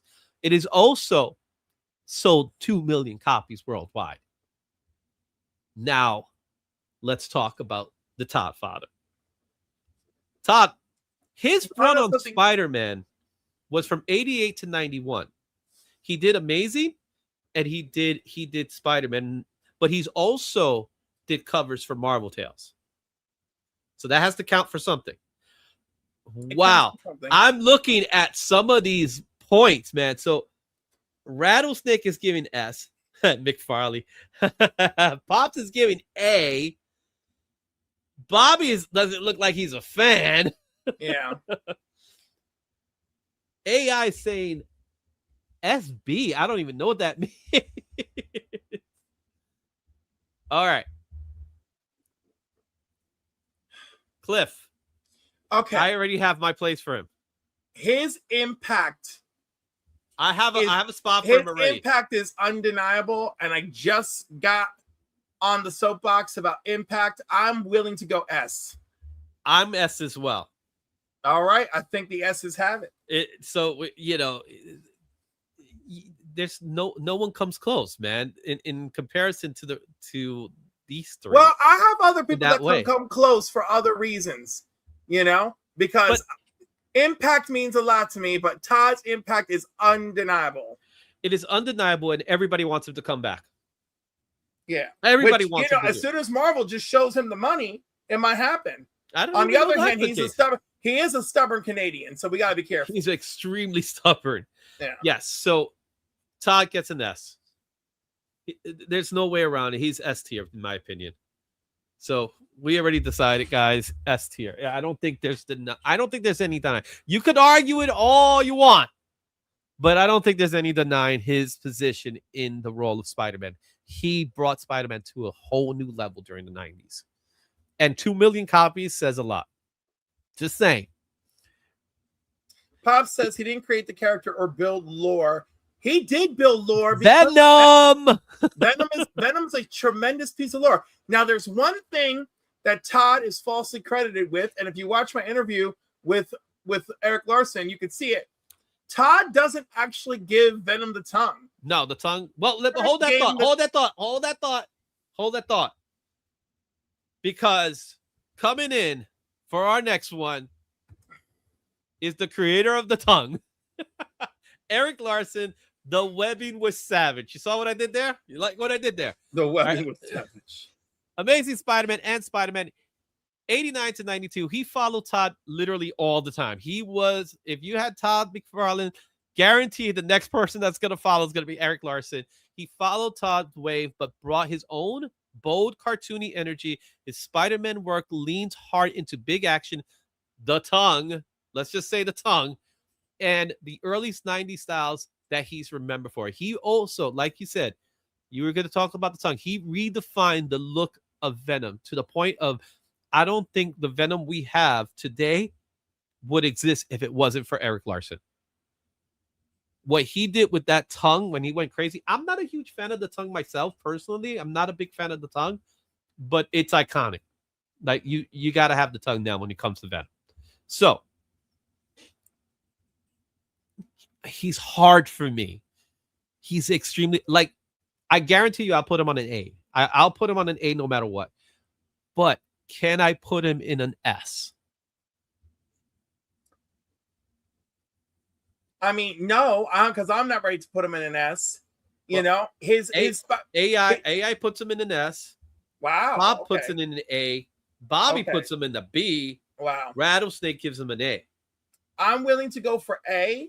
I don't feel like there's enough there for S, but I feel like there's definitely enough there for A. You know, I mean, like, and maybe I'm a little biased from interviewing him too. Like when he did the Return to Sinister Six, he purposely was trying to maintain McFarlane's style. And don't forget the revenge. No, of course there's a revenge, but the point is, like, he really tried to, handle a bunch of things. And yeah, he did draw Cletus Cassidy in his final issue, but like he never actually got to draw. He never got to the Carnage part, right? Yeah, which we'll get to the next guy when it comes to that. So I mean, I love the dude, and I love that he's a real comic book fanatic in real life, and he's just an amazing fellow. Mm-hmm. I don't think there's enough there for S tier, but I think there's just enough there for A tier. I think if we were talking to him about it, he might not even call himself A tier. You put him in, because for me, so what Todd did with Spider-Man was groundbreaking, in my opinion, right? I think it was groundbreaking. I still like Eric Larson's Spider-Man more than I like Todd McFarlane's Spider-Man. Well, yeah, there's different things to appreciate. His interpretation of Spider-Man, especially in that time frame, was fantastic. Like he took and again, I do see a little bit of taking what you like from your creator and building it upon it, and that's what he did. There was a reason why he was the guy that followed, right? When it comes to Todd, they put him there because they know his energy was equally as strong, maybe even more, because with Todd there was a sense of grittiness in his style, where in Eric's I think it was more flamboyant, if that means anything, or more exciting or more energetic. There was more energy in Eric's than it was in Todd's. I think Todd had a more grit to it, and you got to see what was interesting about Todd's style is that you actually got to see it evolve while he was doing the book. With Eric Larson, he came in with that style, even though there was some adaptation of Todd's style. Right. Well, I mean, like I felt like since he came and kind of copying it, I don't know. Well, I think the chat's with us. We're putting him in an A. So he's gonna go A. All right, let's go to our next guy here. Another guy. Oh, this one's gonna be a tough one. Mark Bagley. Mark Bagley, I love. Mark Bagley, the Ultimate Spider-Man artist for a whole generation. So his work is very interesting because Mark Bagley he did work in Amazing Spider-Man. He did it for a very, very long time, but he's also extremely important for Ultimate Spider-Man as well, the original Ultimate Spider-Man. So his run is, again, decades worth. To this day, he's still working. Yep. And he defined Spider-Man for the late 90s. He introduced Carnage, and he helped a bigger legacy through Ultimate Spider-Man. So he is considered one of the longest running Spider-Man artists. So on Ultimate alone, he has over 100 issues, and he still is rocking them out. He's still pulling out. I think consider him as issues of ASM. He may have 100 issues of ASM, but I know for a fact he has 100 issues of Ultimate. He has over 100. It's actually like 111 issues of Ultimate. Yeah. So I'm putting him in S. He's an S tier to me. Because he defined the 2000s with his Spider-Man. I mean, like, again, I mean, I really love him for a lot of reasons, and when Bobby said A plus, it's an S. It's not A plus. When I officially stepped into my love of Spider-Man, mm-hmm. It was with Bagley. I came on board to Spider-Man. Okay. As Eric Larson was leaving, Yeah. So, I mean, I know it could go either way, but I feel like this man has put work alone. He's worked on Spider-Man more than anybody else. He's S tier. Work alone, he's S tier. Mm-hmm. Not to mention everything else. So work alone to me puts him work alone, longevity, right? Because we talked about the other guys. Longevities puts him in A. Iconic status puts him on S. And to me, it's iconic because in the 2000s, when he and Bendis created Ultimate Spider-Man, that took Spider-Man to another level. And that was the first Ultimate book. That was the first Ultimate book. That and I always compare it. What Absolute Batman is today is what Ultimate Spider-Man was. And Mark Bagley is largely responsible for that. So when it comes to that, to me, he's an S. I see a couple of A's. I see a couple of S's. You said you said S. I'm saying S, right? I'm saying S, yeah. So Bagley, you're getting an S in my opinion. And by the way, from 91 to 98, he did 91 consecutive issues of Amazing Spider-Man. They weren't bangers in that way, but it was still consistent artwork. And he did a lot of bi-weekly issues. Yeah, he did 2 books. He was one of those guys that you could always, he was reliable because he always had books. He was always on time. He always met his deadlines, and he was doing 2 books a month. He was also doing New Warriors, if you remember, during that time as well. So for that alone, I think Bagley is S tier. That's my opinion. Guys, I know some of you are saying A. To me, he's S tier. I don't think anybody's arguing. I know. Listen. AI is already razzing us because of JR. All right, let's go to our next one. Our next one, unfortunately, he passed away, but I think he has some history, and that's Mike Rinaringo. Another fun and clean style. He did mostly sensational Spider-Man in 96 to 97. His expressive animated Spider-Man felt bright, fast, and friendly, even with a shorter Spider-Man run. His style remains loved by fans who enjoy a more playful Spider-Man. Obviously, his book was mostly sensational Spider-Man, even though he had some runs with Amazing Spider-Man. Yeah. I mean, he's got some interesting. I love Todd DeZago too. Love him. Mm-hmm. I was so happy to see him at Heroes last year. Yeah. And they do have some great stuff in Sensational Spider-Man. Also, this man, Mike, worked on the Straczynski era. He did Skin Deep. He did The Other. He did some Moreland stories. Mm-hmm. I don't put him on an A. He's not an A. No. My argument is he's got great stories. Nothing stands out. He's a nice artist. But we don't have. I mean, he's got great. He's part of some good lore building stories. But there's nothing outside of that. We don't got the first appearances. We don't got the industry changing impact. He definitely, B is very much the case for me here. I'm a C guy. Pops is also going with a C. I'm going with a C because Rattlesnakes is going with a C. I love his style. I think he was a great artist. Obviously, the Ringo Awards are they named after him because personally he is a good guy. The Ringo Awards are for his other very compelling works outside of Spider-Man. Mm-hmm. Yeah. But we're here rating on Spider-Man. His Impulse stuff. That's what I think of when I think of his art. Well, what about Telos? Telos is a huge cult following onto of itself. So are we saying, and I see Pops is saying C, Rattlesnake is saying C, Bobby's saying B minus B or saying B? I think he's just trying to say B. Okay, and then AI but I see C, a lot of C.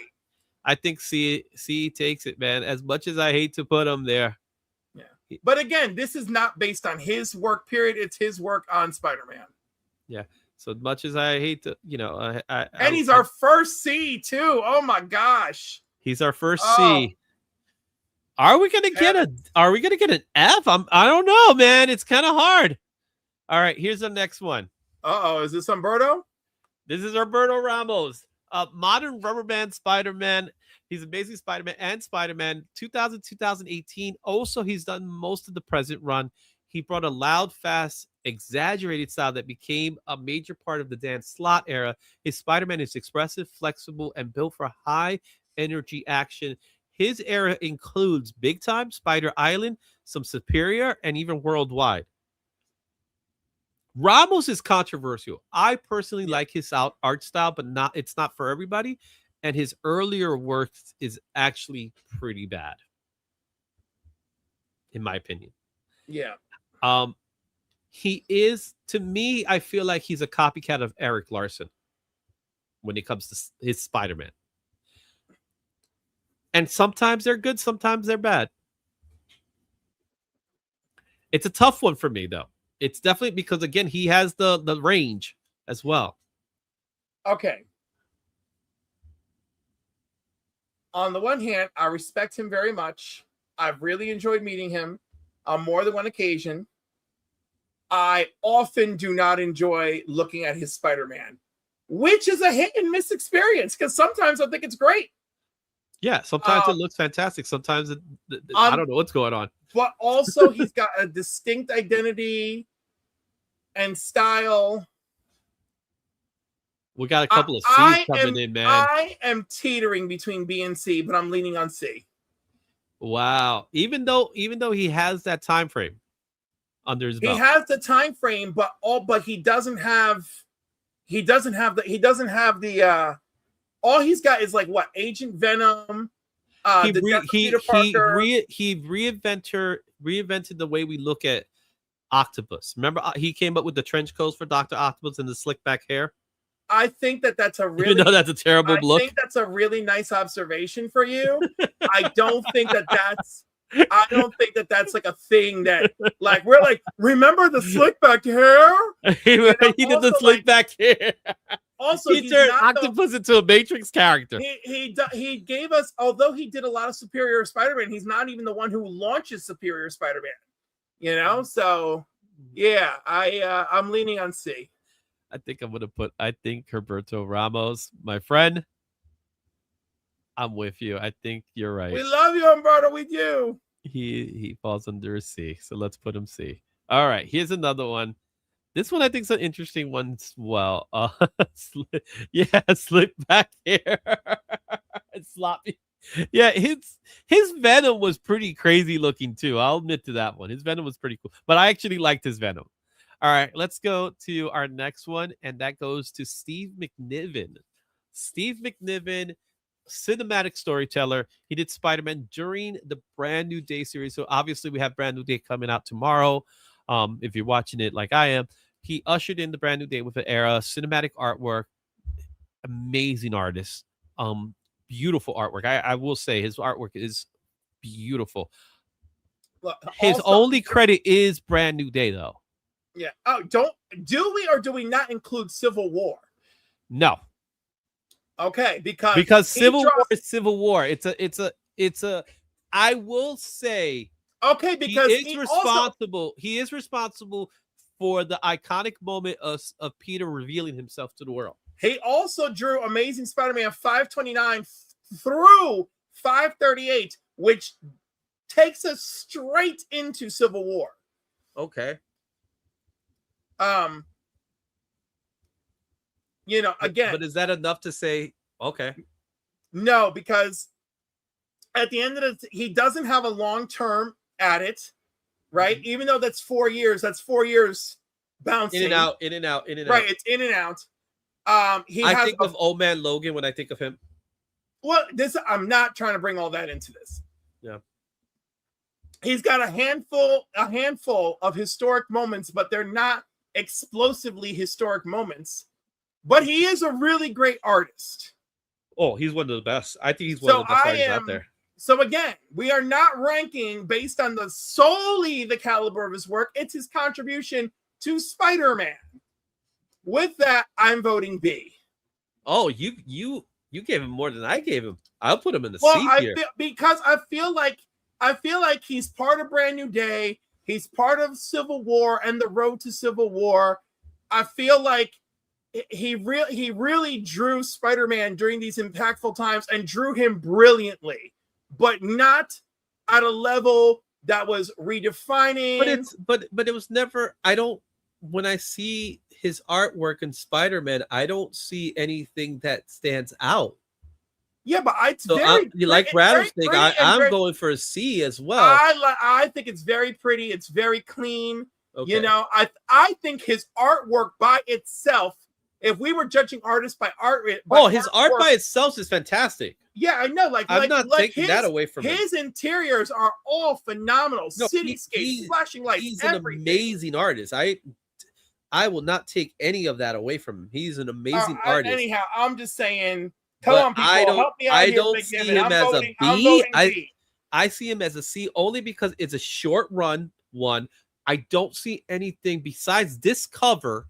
This is the only cover I see of his, and I think it's more because it says Brand New Day because there's a movie coming out with that title that makes it a big deal. So I give more credit to Dan Slott for this than him. I still believe he is C level. As much as I love him as an artist, I don't count Civil War in that way. I see him as the Old Man Logan artist as well. When I think of Old Man Logan, I think of Steve McNiven. When I think of other things, I could think of Steve McNiven. I don't see him as Spider-Man. And that's my thing. So, chat, I need your help on this one. Cliff is picking B. I'm with Rattlesnake. I'm going with a C for him. So I need to know from you guys. You guys are the tiebreaker for us. Is it going to be a B? Is it going to be a C? All right. You guys have to help us out. We got 26 currently watching at this moment. We need to figure it out. So I got one. So far, I got one for C. So if we keep it that way and we don't get anybody in the chat, then I'm going to put it in the C because that's 2-1. Pops is going B. So now we're tied. Thanks, Pop. I think he did that on purpose. I don't know if he's enough like his son to do that. Yeah, I honestly don't see McNiven in that light, unfortunately, as much as I love him as an artist. You know, what are some other great things he's worked on besides what we mentioned before? AI is in the chat screaming at Ultimate Spider-Man 158. Maybe he drew the cover. I'm trying to look it up and find out more. Mm-hmm.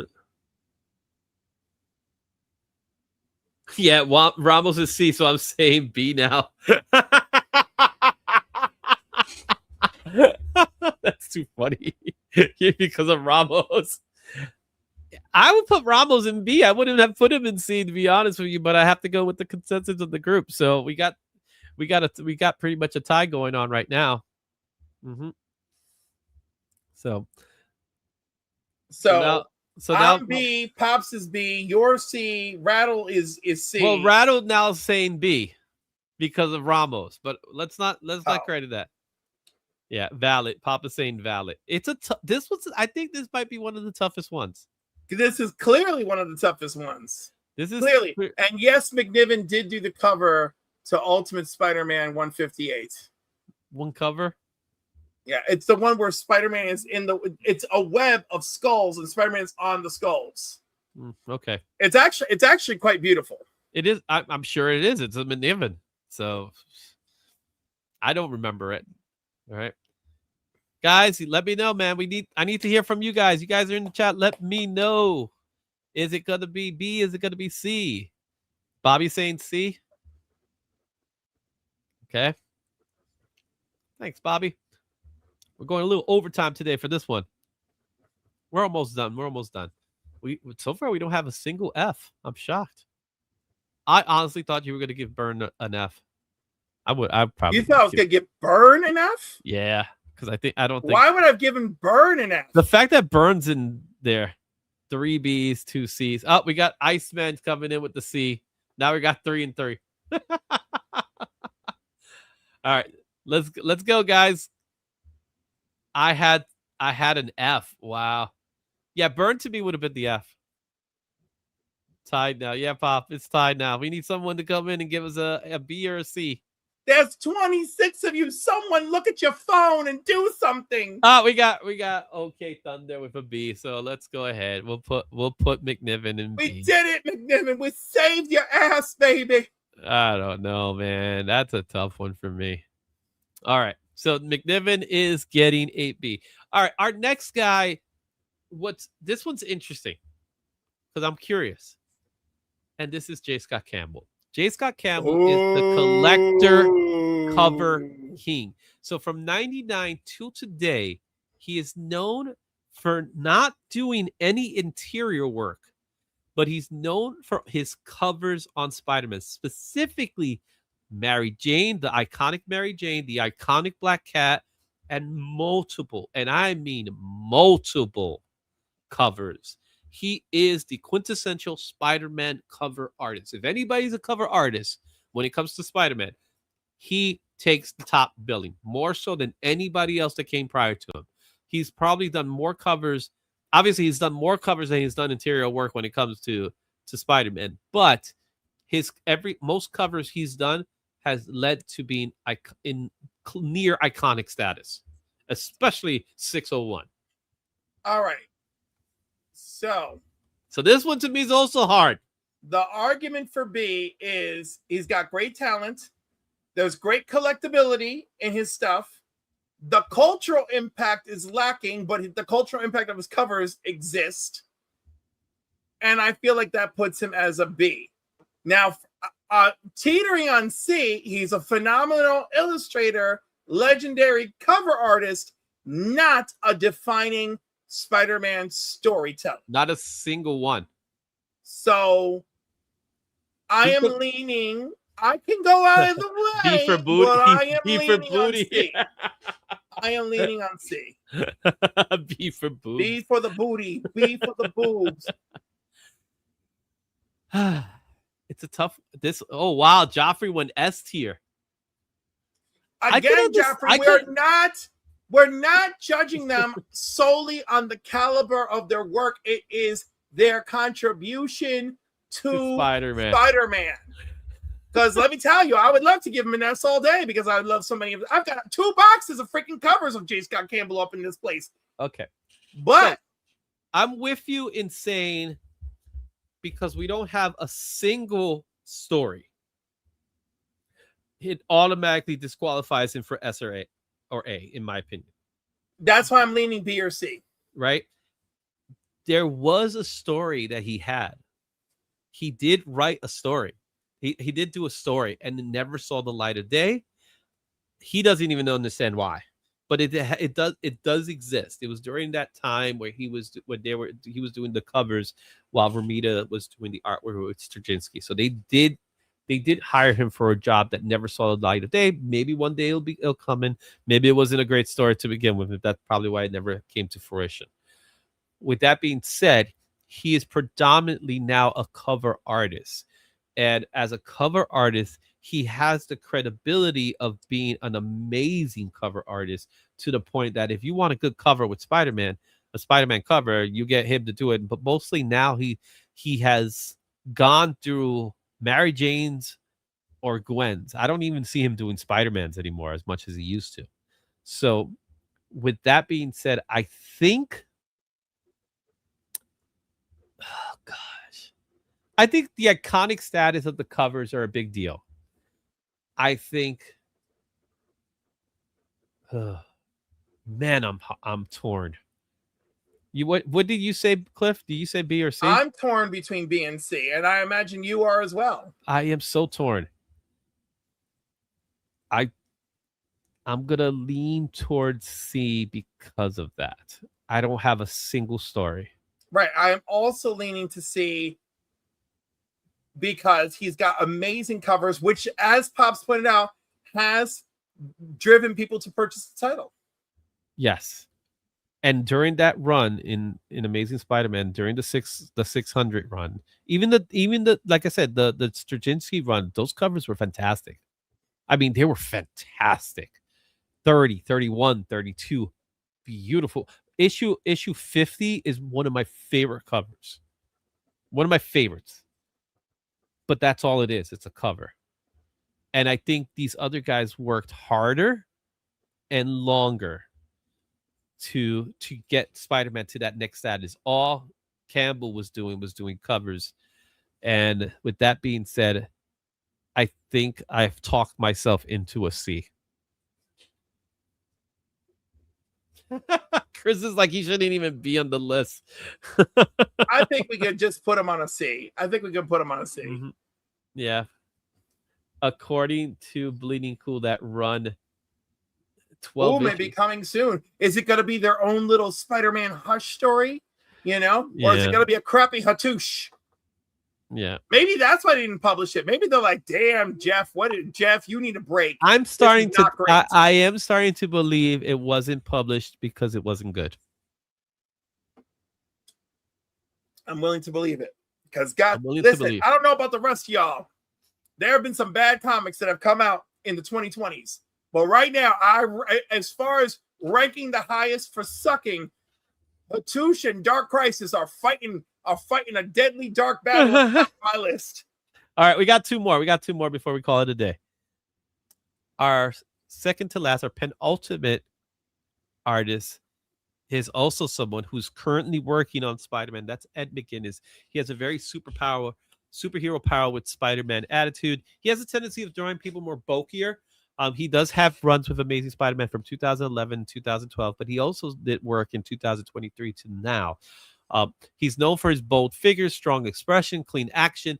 His Spider-Man work brings a powerful superhero feel while still keeping the humor and movement of the character. He's largely responsible more for Spider-Man Deadpool than he is for Amazing Spider-Man, even though he has work with Spider-Man, and that counts for something. Go ahead, Cliff. He gave us, what's his name? What's that creature from Madeline Rip Pryor? Rip Rap. He gave us Rip Rap. All right. Rip Rap. That's what he gave us. Rip Rap. Yep. Think about that. But he also did many issues of Big Time. He also did the Alistair Smythe Amazing Spider-Man storyline. Mm-hmm. He did the Big Time storyline. He's got too few landmark issues. He's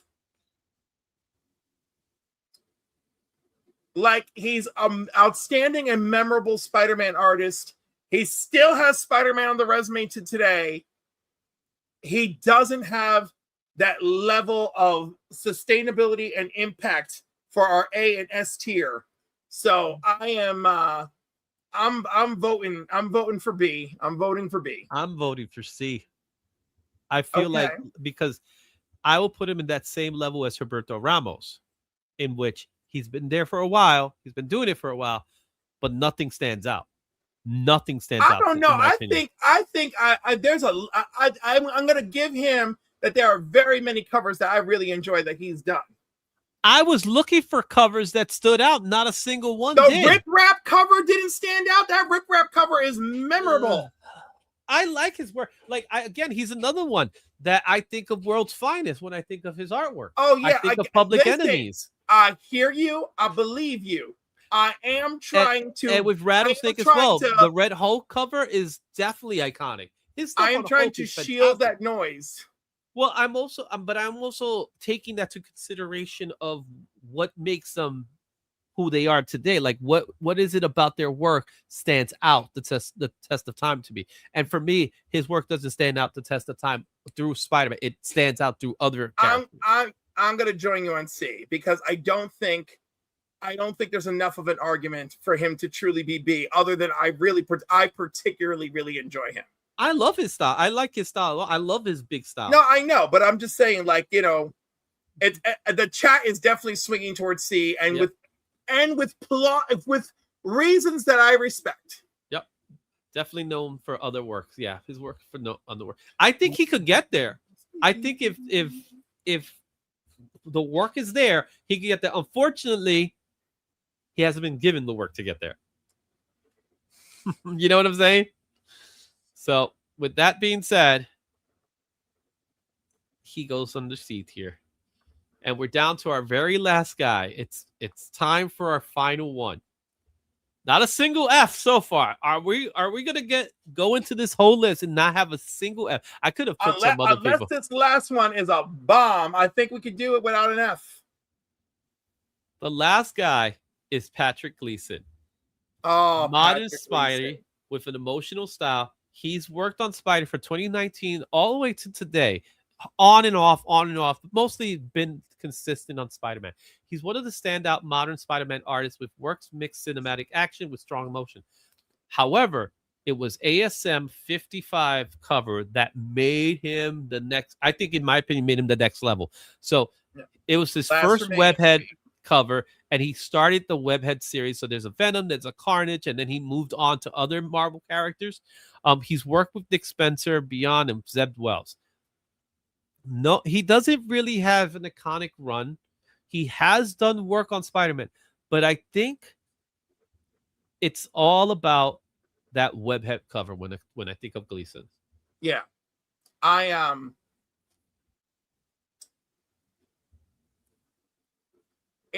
he's not getting an F. I'm sorry. I'm not giving him an F. No, he's not getting an F, but he lacks longevity. He's not there for enough defining Spider-Man moments. Like there's one. Yeah, I'm with you. there's just not enough Spider-Man history for me. I'm leaning heavily on C. Yeah. And it looks like the chat is also, we got 2 C's from the chat. So if you and I are going for C, so they're going to go for C as well.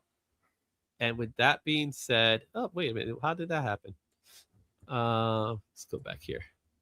I think I hit the wrong button. With that being said, Patrick Gleason, my friend, you are getting a C. Wow, we really dished out A's and C's. Yeah, there's some that I'll argue with. Like my personal thought is the one guy that deserves to be in the F is Byrne. I hate to admit it, but I would say Byrne goes in the F. I'm shocked that you feel. I'm genuinely shocked that you feel that way. It's because how bad Spider-Man Chapter 1 really is. No, I know, but he did a lot of good Spider-Man. Now, there's one name I didn't add to this list, and now that I'm thinking about it, I probably should have, and that would have been our 1F. Should I put him in there? Who is that going to be? Would that be? Should I get an image of the guy and just put him in there? Yeah. Who are we missing? All right, I know who. Because I completely forgot to put him in there. When you see it, you're not gonna be surprised at all.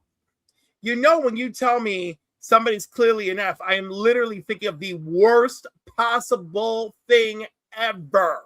Well, I don't have a list. I don't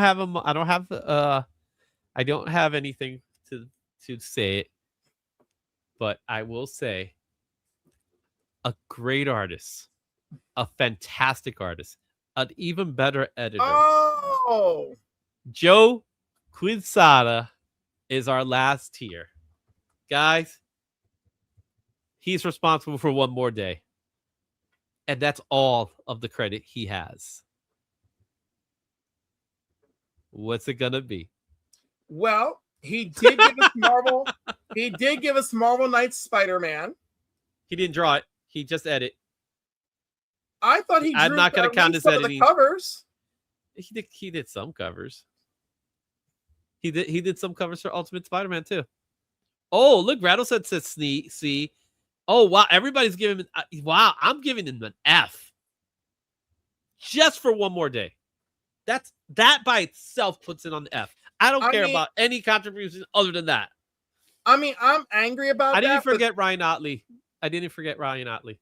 That was not his that was not, he followed through on the corporate mandate. That was not his corporate mandate. Oh, please. He was part of the corporate machine that came with it.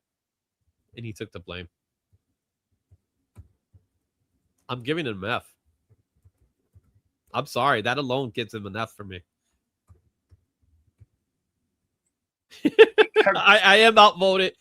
I'm being outvoted. Most people are saying C for Quesada. You guys are too soft, even though AI is with me on the FF. So we're not giving. I'm sorry. I'm going C. All right, so you guys because that Brand New Day's decision, all the blame does not fall on him alone. I mean, some of the blame he is deserved, but it doesn't fall all on him alone. There he goes. You guys put him on C. I'm still on the F. He's an F to me. I'm shocked that you want to put Byrne on F. I did, because he's another one. He's another one that I don't know what he was thinking around that time. Right, I know, but like it didn't mean anything, and that's why I let it go. It was also during the time period that it never moved the needle, and it just almost made the character cancelable. Like they could have canceled. Yeah, but they were like, okay, we gotta move away from this guy. But the point is, when he did it right the first time, he did it right the first time. Mm-hmm.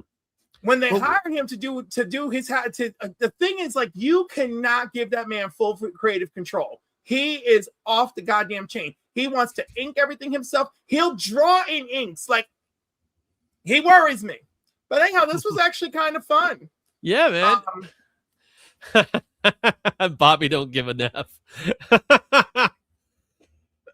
I hope you guys enjoy this one. This definitely took us a long time frame. We're at I think we took a little too long arguing about Ross Andrew. Yeah, Ross Andrew's another one to me. I don't think was deserving. Yeah, I know, but I don't know what I don't understand. I mean, I hear you, I don't understand why you don't give more importance to his contributions. But that's the same thing as saying Roberto Ramos. So it's on the same. No, plane, because Humberto Ramos does not have the bangers on paper. This dude has Death of Gwen Stacy on paper. Okay. This dude's got the Punisher on paper. He's got Morbius on paper. That's way more than no. That was Gil Kane. Has. Gil Kane had Morbius. Gil Kane had Gil Kane. Yeah, he had Morbius. Okay, I'm sorry. Okay. I'm misremembering. But my point is, when we looked up Ross Andrew had more bangarang tang than our good friend Humberto. Okay, he did do some Spidey team, but that was cool. I'll admit to that, but I don't think it was enough to give him that much love. But anyway, guys, I hope you enjoyed this one. It was so much fun. Cliff, I'm proud of you. You didn't give Vermina Jr. the F I thought you were going to give him. Because I don't have to like his artwork to respect his contributions. Right. Guys, if you're watching this on the replay, please leave your comments. I want to know which characters you put and your information. Like, go ahead, tell me which person you put on the F list, if you put them on the S. And did we miss any S tiers? Let me know in the chat. So this is definitely going to get its own video. So if you please do me a favor and leave a comment for that, that'll be fantastic. All right. So let's get this out of the way. And we're gonna go lightning round now, man, because I am still hungry and I have to work tomorrow. I have to go to the office. So let's close that out. And let's get this ready here. You were tired. And yes, Rado, that was fun. I'm just thinking, you know who I would have put in F tier? I think I would have put Greg Land Spider-Man in F tier. Oh, yeah. Oh, that's right, Greg Land. Well, let's talk for our next one. We'll probably end up doing, I think we'll do Batman next time. So you guys let me know. Also, guys, let me know who you want to see us do. We'll definitely make this a reoccurring thing. We'll have less news, but you know, for the next time. So Izzy, I'm gonna put you on the spot. Are you ready? Go for it. How about for August, every week we have a tiny segment for Artist Appreciation August. Well, isn't that what Creator Spotlight's supposed to be? No, I want this to, I want it to be my thing, and I want you to support me in my thing. That's what I'm telling you. Okay. I want us to just do one Creator Spotlight. I'm like, we each choose somebody whose work we've loved over the years and just throw up 5 of their best covers, and then that's it. We do that 4 times in August. Woo! We'll do that. We'll definitely do a Creator Spotlight. I have missed doing a Creator Spotlight. I definitely want to do one. So I have somebody in mind as well. So we'll definitely do a Creator Spotlight. And yeah, I'm fine with that. We'll start next week because next week is the new month. So August is Artist Appreciation Month. So you tell me who, and we'll start doing the stuff for that. So in the meantime, guys, it is that time. The time you've been waiting for. Actually, have you really been waiting for it? We'll find out. It is time for us to go ahead and share with you the top 10 trending comics of the week. So let's do it.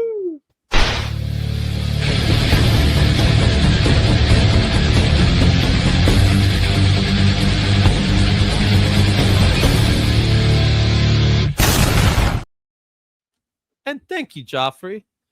Oh, Cliff had no idea.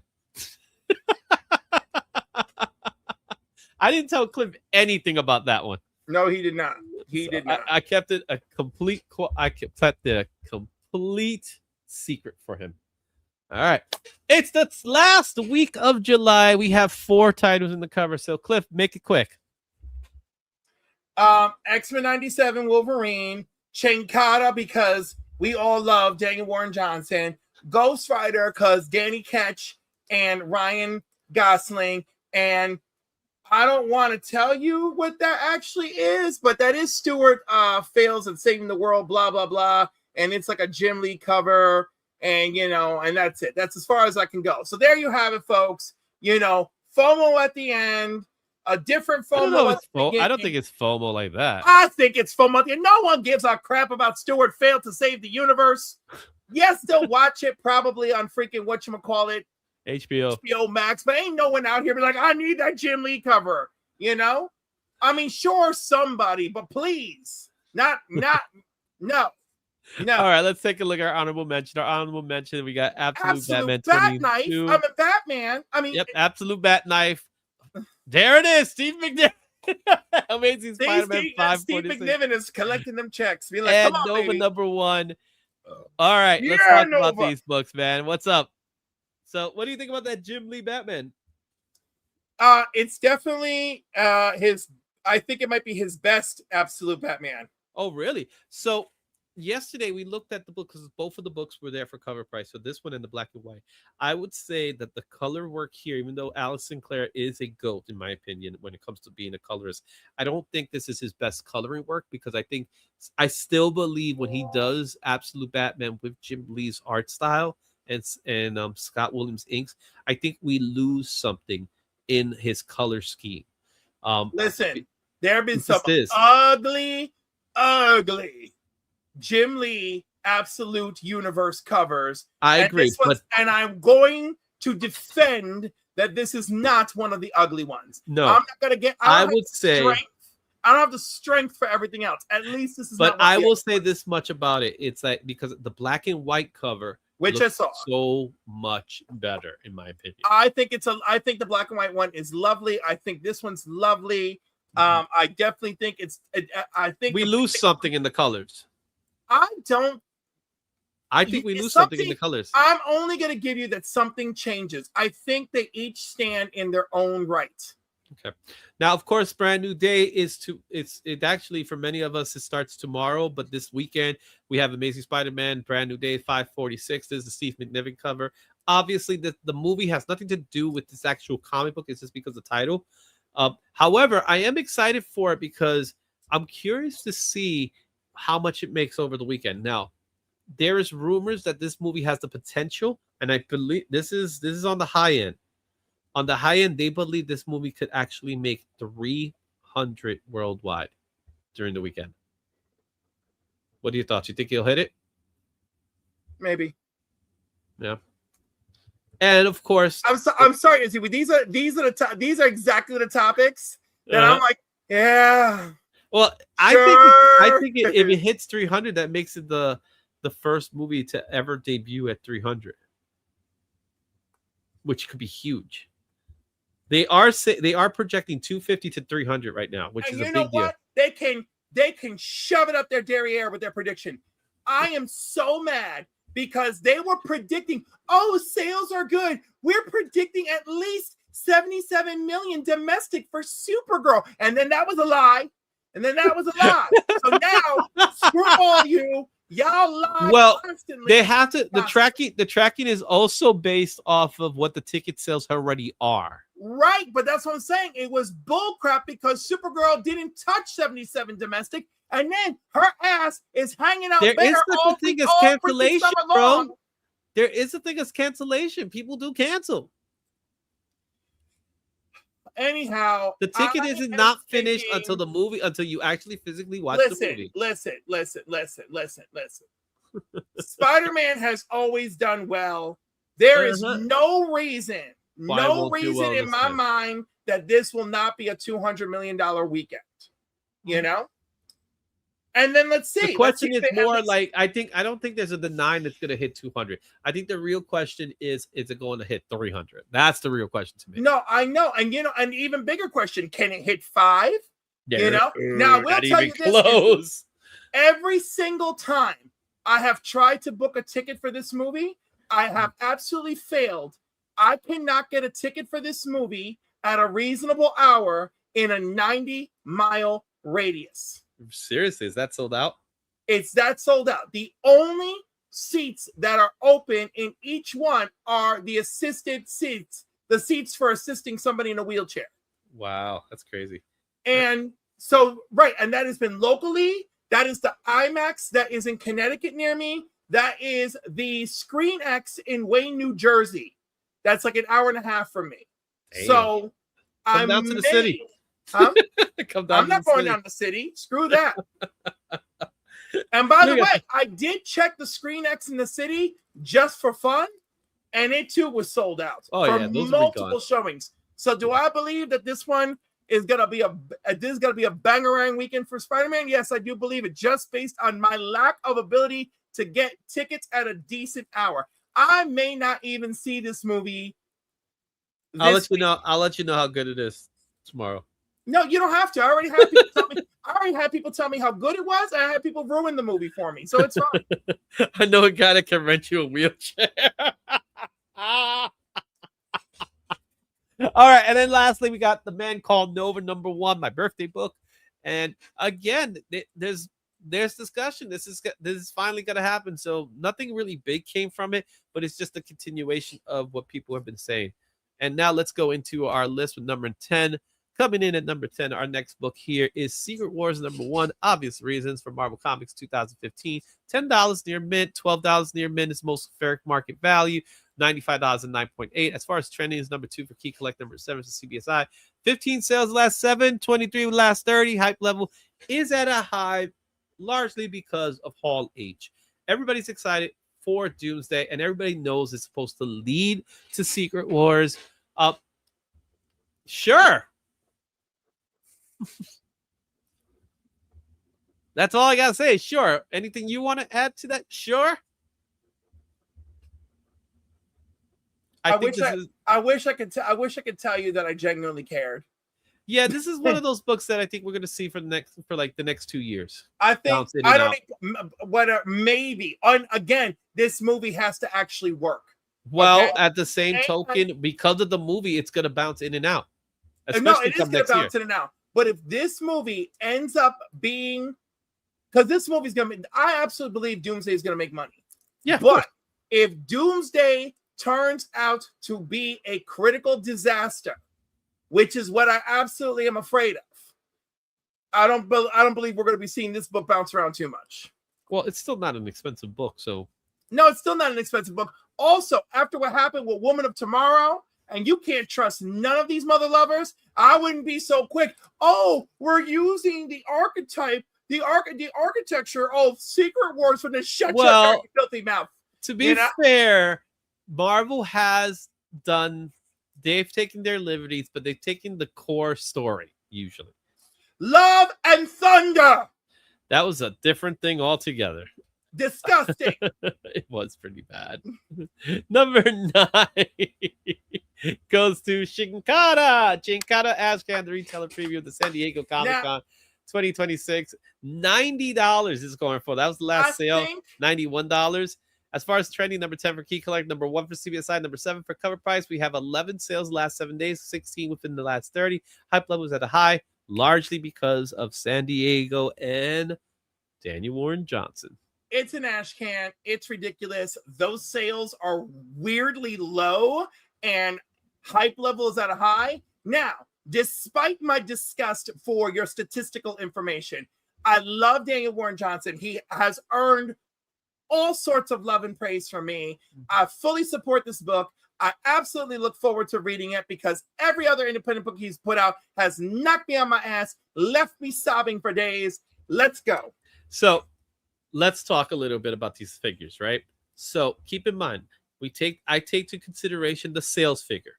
I take to consideration the trending list, what they fall under the trending list. I take into consideration the 7-day and the 30-day, and then the hype level that goes along with it.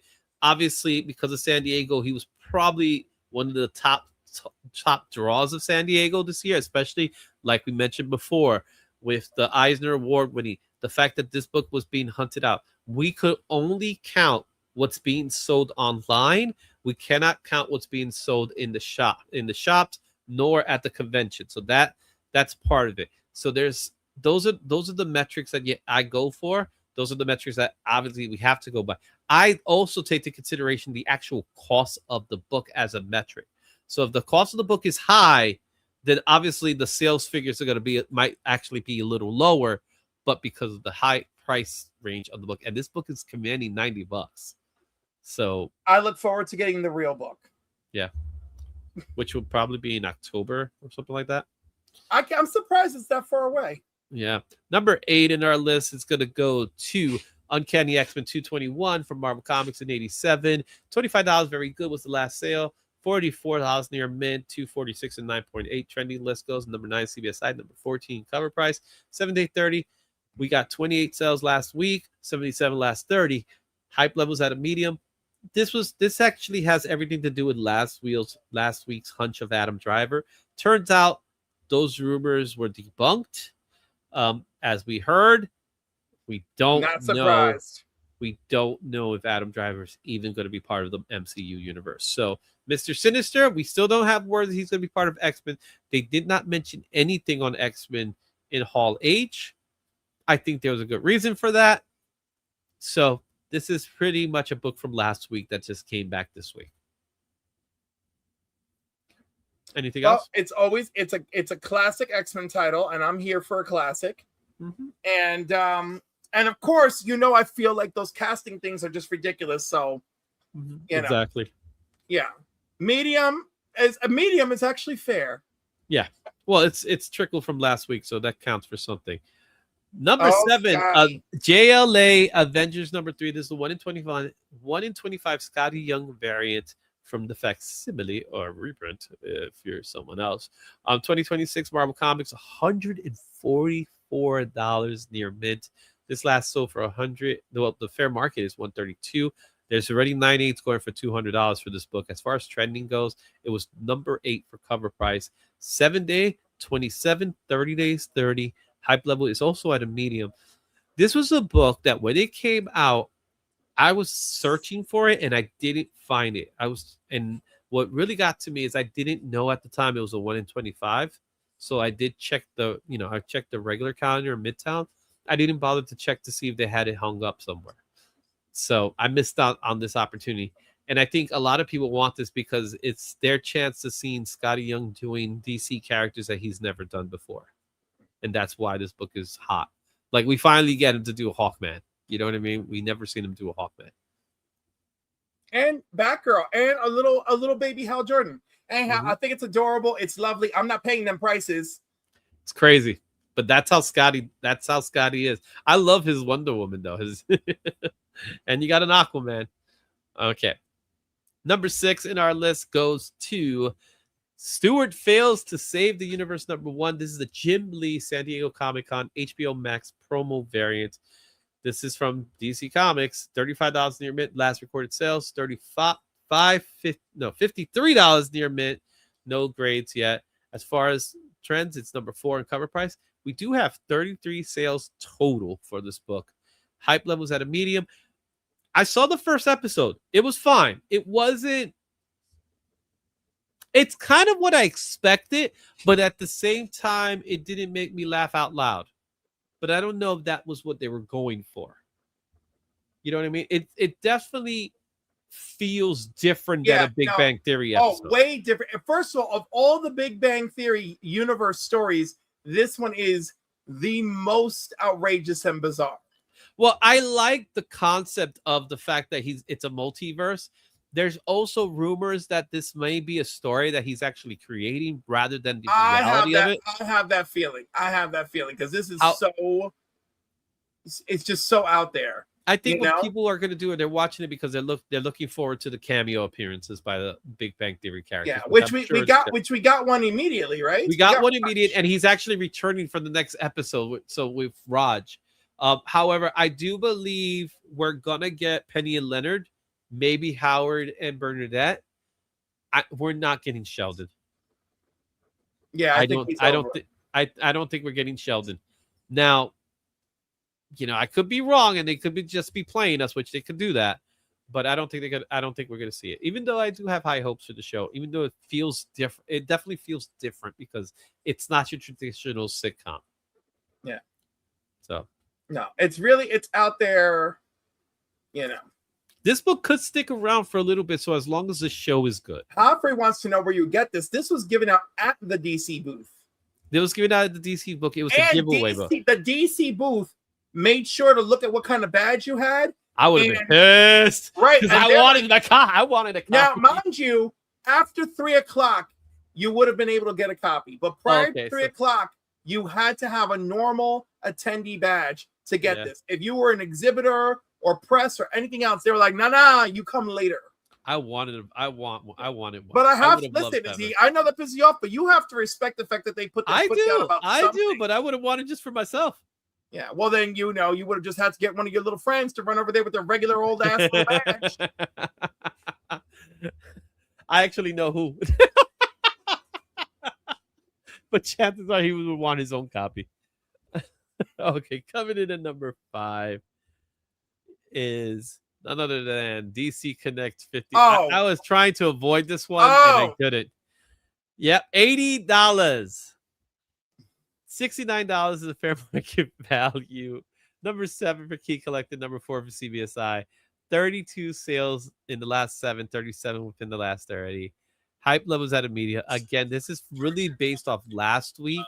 It had a major push last week. But I said this before, and I'm saying this again. It's a freaking catalog, guys. Why are you spending $80 on a catalog? It's against my religion. I got called in a comment from the cover price video. I got called a gatekeeper. I ain't gatekeeping anybody here. I'm just telling you what this book is, which is a fact. It is a damn catalog, guys. There is no reason why this book should command $80. But, however, people are going to get what they want to get, and they're going to spend the money they're going to want to spend. So it's your money. You do whatever you want to do with it. I know what I'm not going to do with it, and that's buy this book. In fact, I'm pretty sure I have this book in a box, just sitting there, unbagged, unboard, just inside the box, helping the other books stay from being damaged because this is a damn catalog. It's so bad to see this on this list. I'm sad that it's come to this, but the Absolute Universe is that much wanted that everybody wants anything that even remotely resembles anything of Absolute Batman or Absolute Universe, predominantly Absolute Batman. So, with that being said, that was my rant for this book, and Cliff is gone, guys. We lost Cliff here. Are you there, Cliff? I lost Cliff. Anyway, that's all I have. There's Cliff. Cliff is back. I think more people in the chat noticed me doing this than you did. Oh, I noticed you walk away. Right, well, I was like, that was the international for signal for I gotta go. I'll be right back. So, whatever. Anyhow, everything he said. Next. Number 4. I don't even want to waste any more energy on that book. Ghost Rider number 1. We're talking about the classic 1973 book. This is a $510. 6.5 was the last sale of this book. Most common, 532 at a very good. 685 and an 8.5 is the average for this one. As far as trending goes, it was number 9 in cover price. Now, keep in mind, guys, it didn't make Key Collected, nor did it make CBSI because the news came out Saturday night. So by that time, Key Collector and CBSI already had their list. So it only made the cover price list.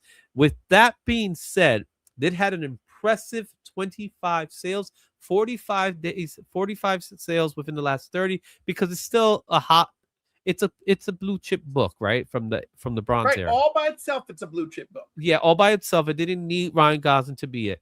However, that 25 sales that you see in the last 7 days, that happened within the last 2.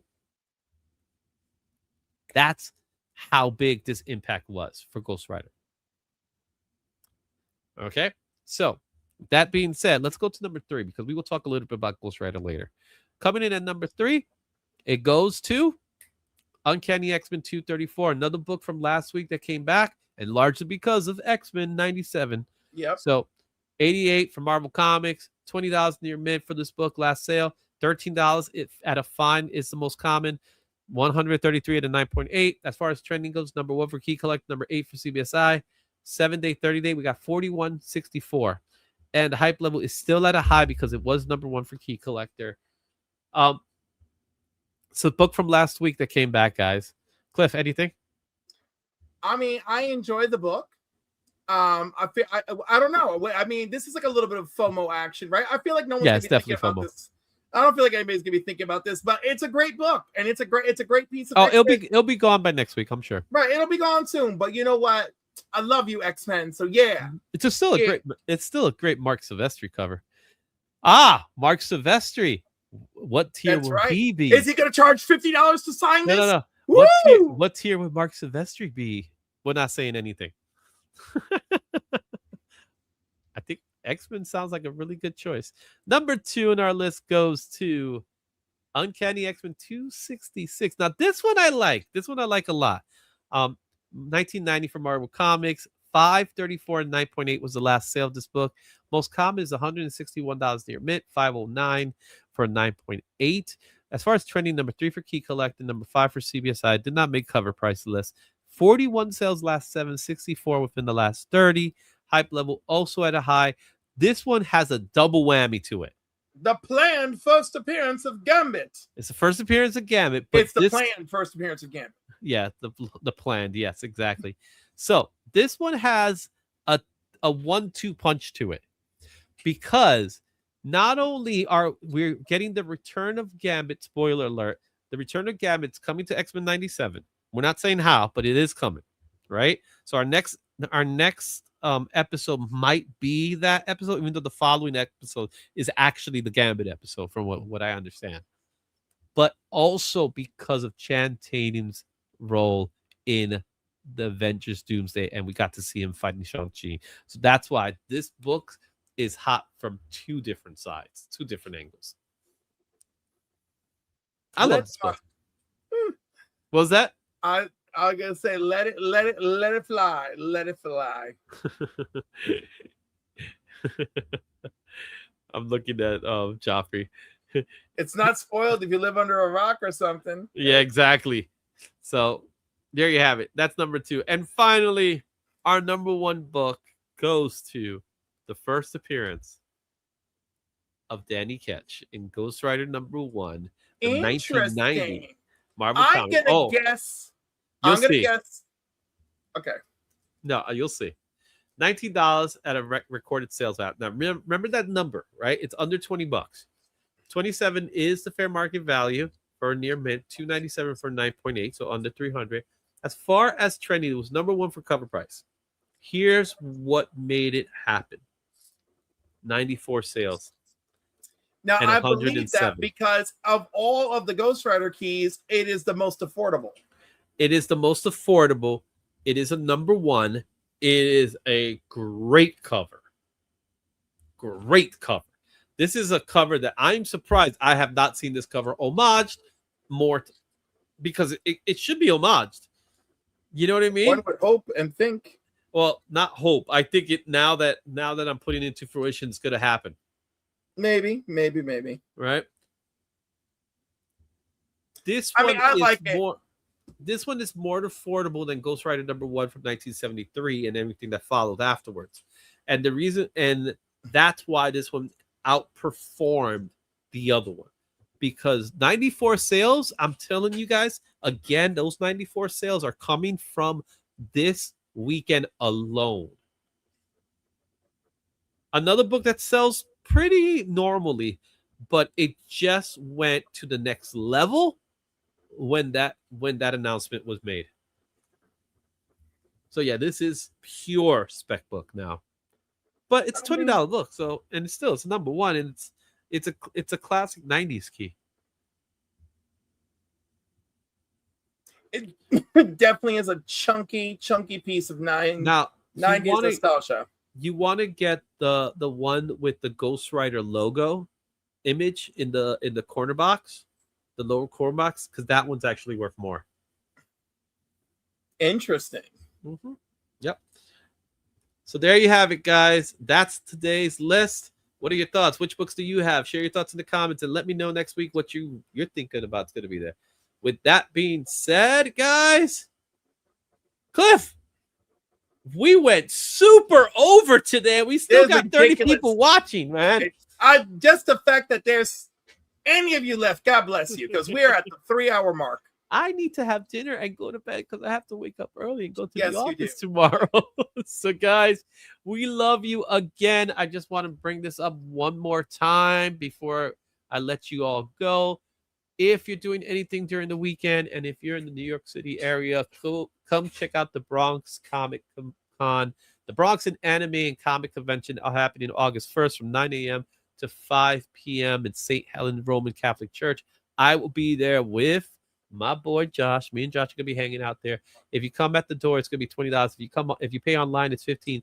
But you can get a 20% off with an Eventbrite code of BX -20. Also on Sunday is the Hot Flip Show, and they're gonna have special guest Rob Liefeld. So you know that's gonna be fun. And that's in Massapequa. $10 is the ticket price, and parking is free. I will tell you this much: for the Bronx show, parking might be a little challenging, but you will be able to get parking there as well if you're driving out there. It's going to be wrestling. There's going to be cosplay. There's going to be comics. There's going to be, you name it, everything. It's a fun show. It is the first con that I did when I came back, so I'm really excited to be a part of that. So shout out to everybody and everybody else, guys. I love you. We will see you next week. Well, we'll have some more fun. We'll have our first artist appreciation.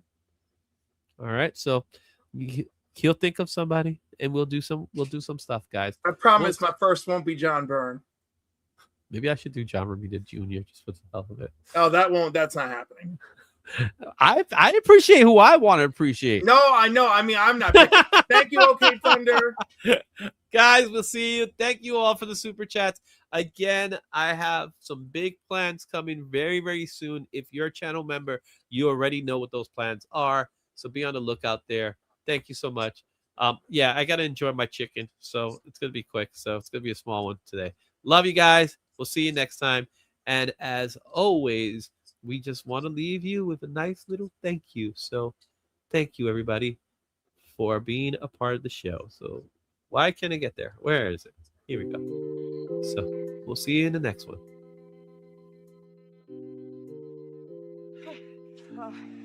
I think this is it. I think you're about to go home. Okay. Look, thank you. Thank you. Thank you. Thank you. Thank you. Thank you. Thank you. Thank you. Oh, thank you. Thank you. Thank you. Thank you. Thank you. Thank you. Thank you.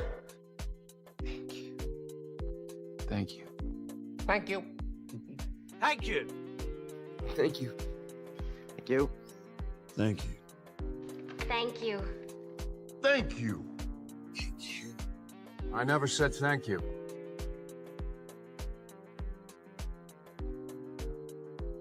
And you'll never have to.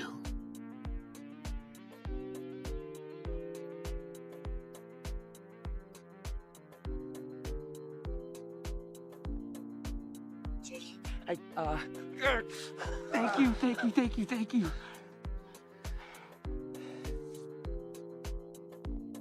I guess I'll see you.